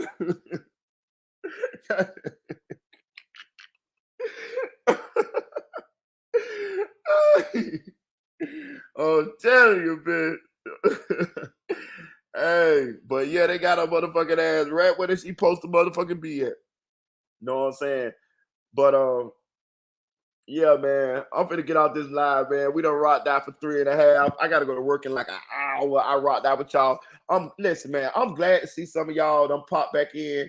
Shout out to my girl Eddie. You know what I'm saying? I know she been over there cheating on me because Eddie, I seen your motherfucking ass over there on another nigga chat. You know what I'm saying? But me, you know, I can't hold nothing against you because you ain't never gave me none of the goodies. So, you know, you don't owe me shit. You know what I'm saying? Now, if me and you had done did the horizontal mambo, then goddamn it, I'd have been over there on your motherfucking ass. You know what I'm saying? I'd have been over there telling you done left the baby with me, and you know what I'm saying? I ain't seen you and all type of shit. I'm gonna go live again. I'll go live again tomorrow. I'll probably go live again tomorrow. You know what I'm saying? Y'all listen, if y'all ain't getting these notifications, I need y'all to unsubscribe really quick and subscribe right back because you know YouTube be playing a dirty game, you know what I'm saying? They be playing a dirty game. I would come to Memphis, but y'all be killing motherfuckers out there.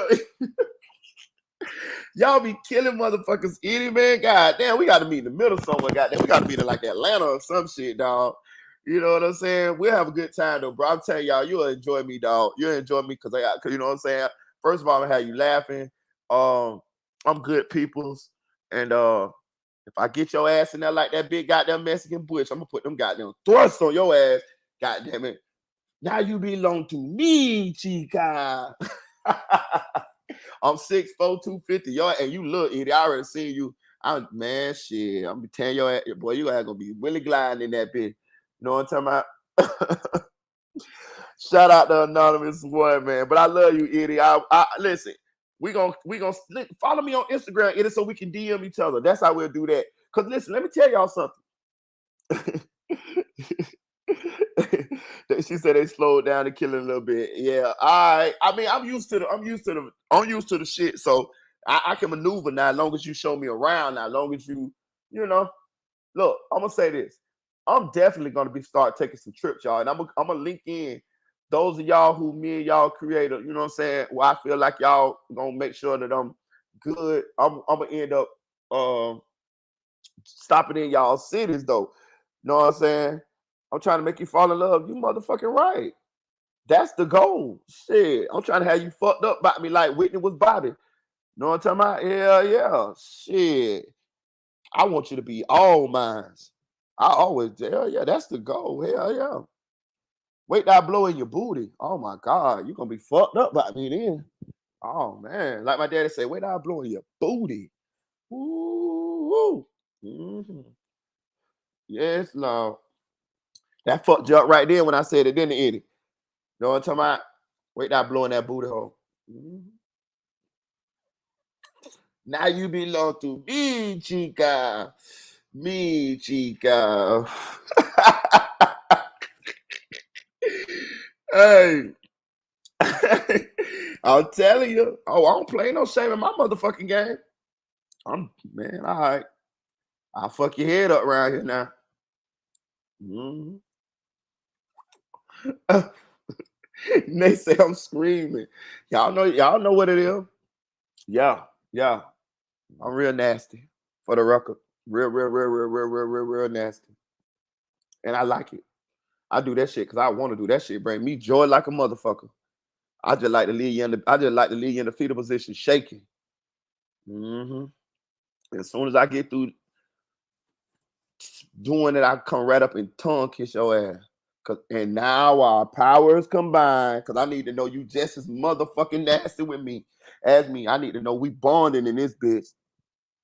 For real. Hey, but let me stop. Let me stop. Because that nasty Mexican is coming out of me, y'all. You know what I'm saying? They say Marita crazy. Now I'm just real shit. Told y'all. I ain't never lost a woman for licking her ass. I bet you that. And when I did it, I found out I like it. For real. I love it. Be personal with y'all. A lot of niggas be with that bullshit trying to, all right, keep playing. When I lick your lady asshole, I bet she ain't coming back. Bet you that. Especially with this pound game too. Oh man, y'all in trouble. But anyway, I'm gonna get out this live, man. Y'all log back in. Follow me on Instagram, MaritaBoy1.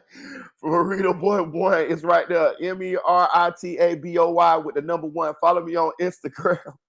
MaritaBoy1, man. And hit me on the DM, man, so we can talk nasty. I'm single, goddamn. We can talk nasty in a motherfucker in my DMs, y'all. I don't give a fuck. You know what I'm talking about? Straight up, though. Hey. For real. Shout out to Nate said it. Shout out to Anonymous One. Y'all go subscribe to this channel. Shout out to SLK did it. Y'all need to go subscribe to SLK Instagram too, y'all. Go subscribe to SLK. Put your Instagram in the chat, SLK, so they can subscribe to your Instagram. Shout out to Shantavia Kane. Yeah, put them eyes up, Shantavia. Shit real over here. I don't even play. Shout out to Angie Baby. Appreciate you, Angie. Appreciate you, Angie Baby 10. Appreciate you, Angie. Oh, you do follow me on Instagram? Well, DM me in it.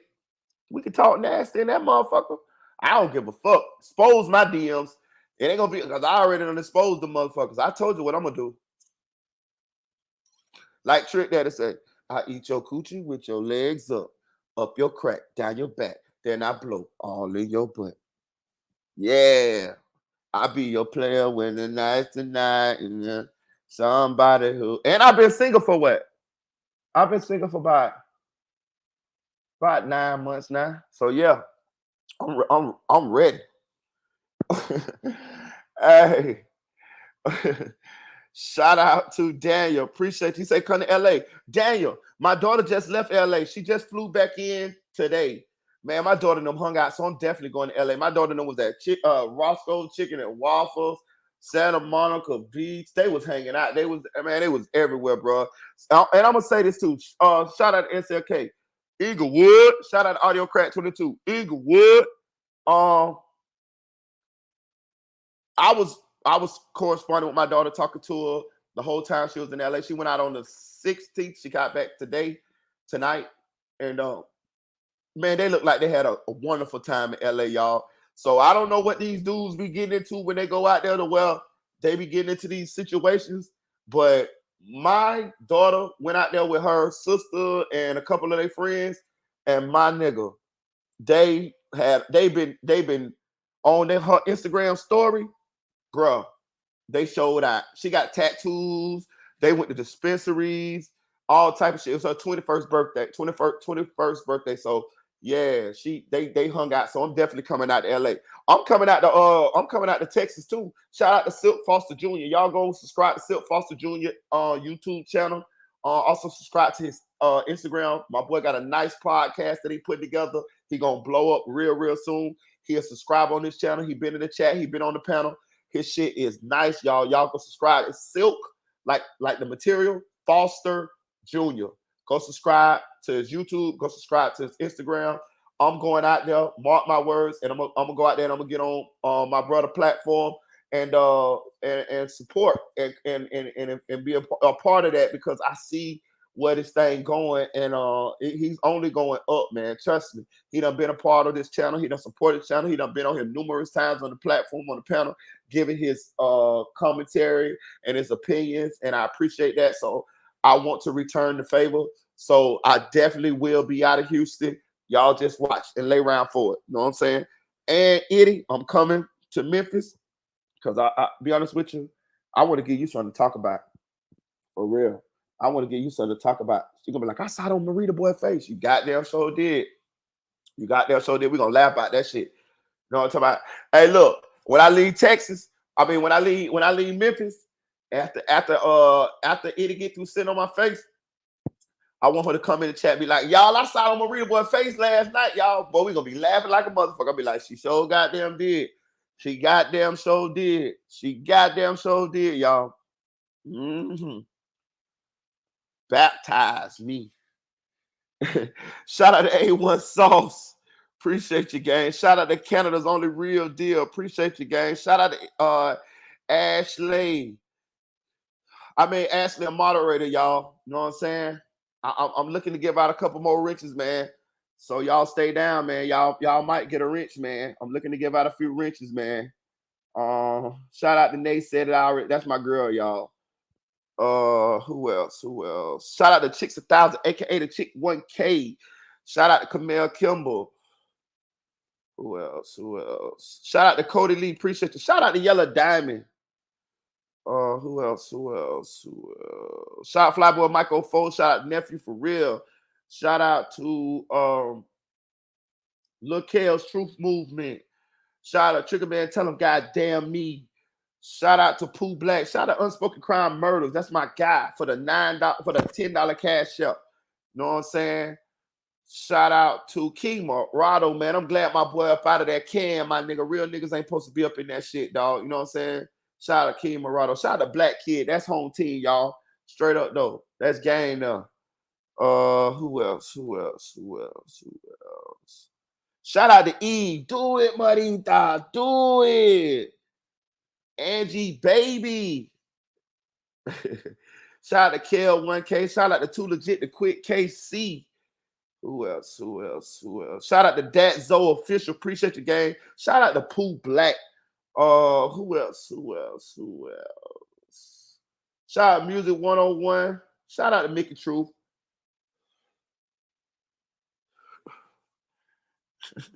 He gonna be called Marita Man after this. They said, let me know when you come to Texas. I'm gonna let y'all know before I come to Texas, man. I'm putting my life in y'all hands, though. You know what I'm talking about? So y'all, you know what I'm saying? Y'all don't get me back, though. Dang it, say, damn, that's what's up, Marita. Yeah, man. I'm gonna log off, y'all, because I gotta get my black ass to work at this plantation. Y'all know I gotta get my black ass on this plantation in the next hour. I'm leaving my house about an hour though. But I had to jump in here and chime in with y'all. I appreciate you guys for supporting the channel, man. Stay down. Y'all know we're gonna come up, man. You know what I'm saying? I hope y'all guys had a great evening. I hope I kept you guys entertained. Are you not entertained? Is this not why you are here? You know what I'm saying? Appreciate you guys. Eddie, get ready to sit on this face, girl. Like, share, subscribe, comment this video. Chill.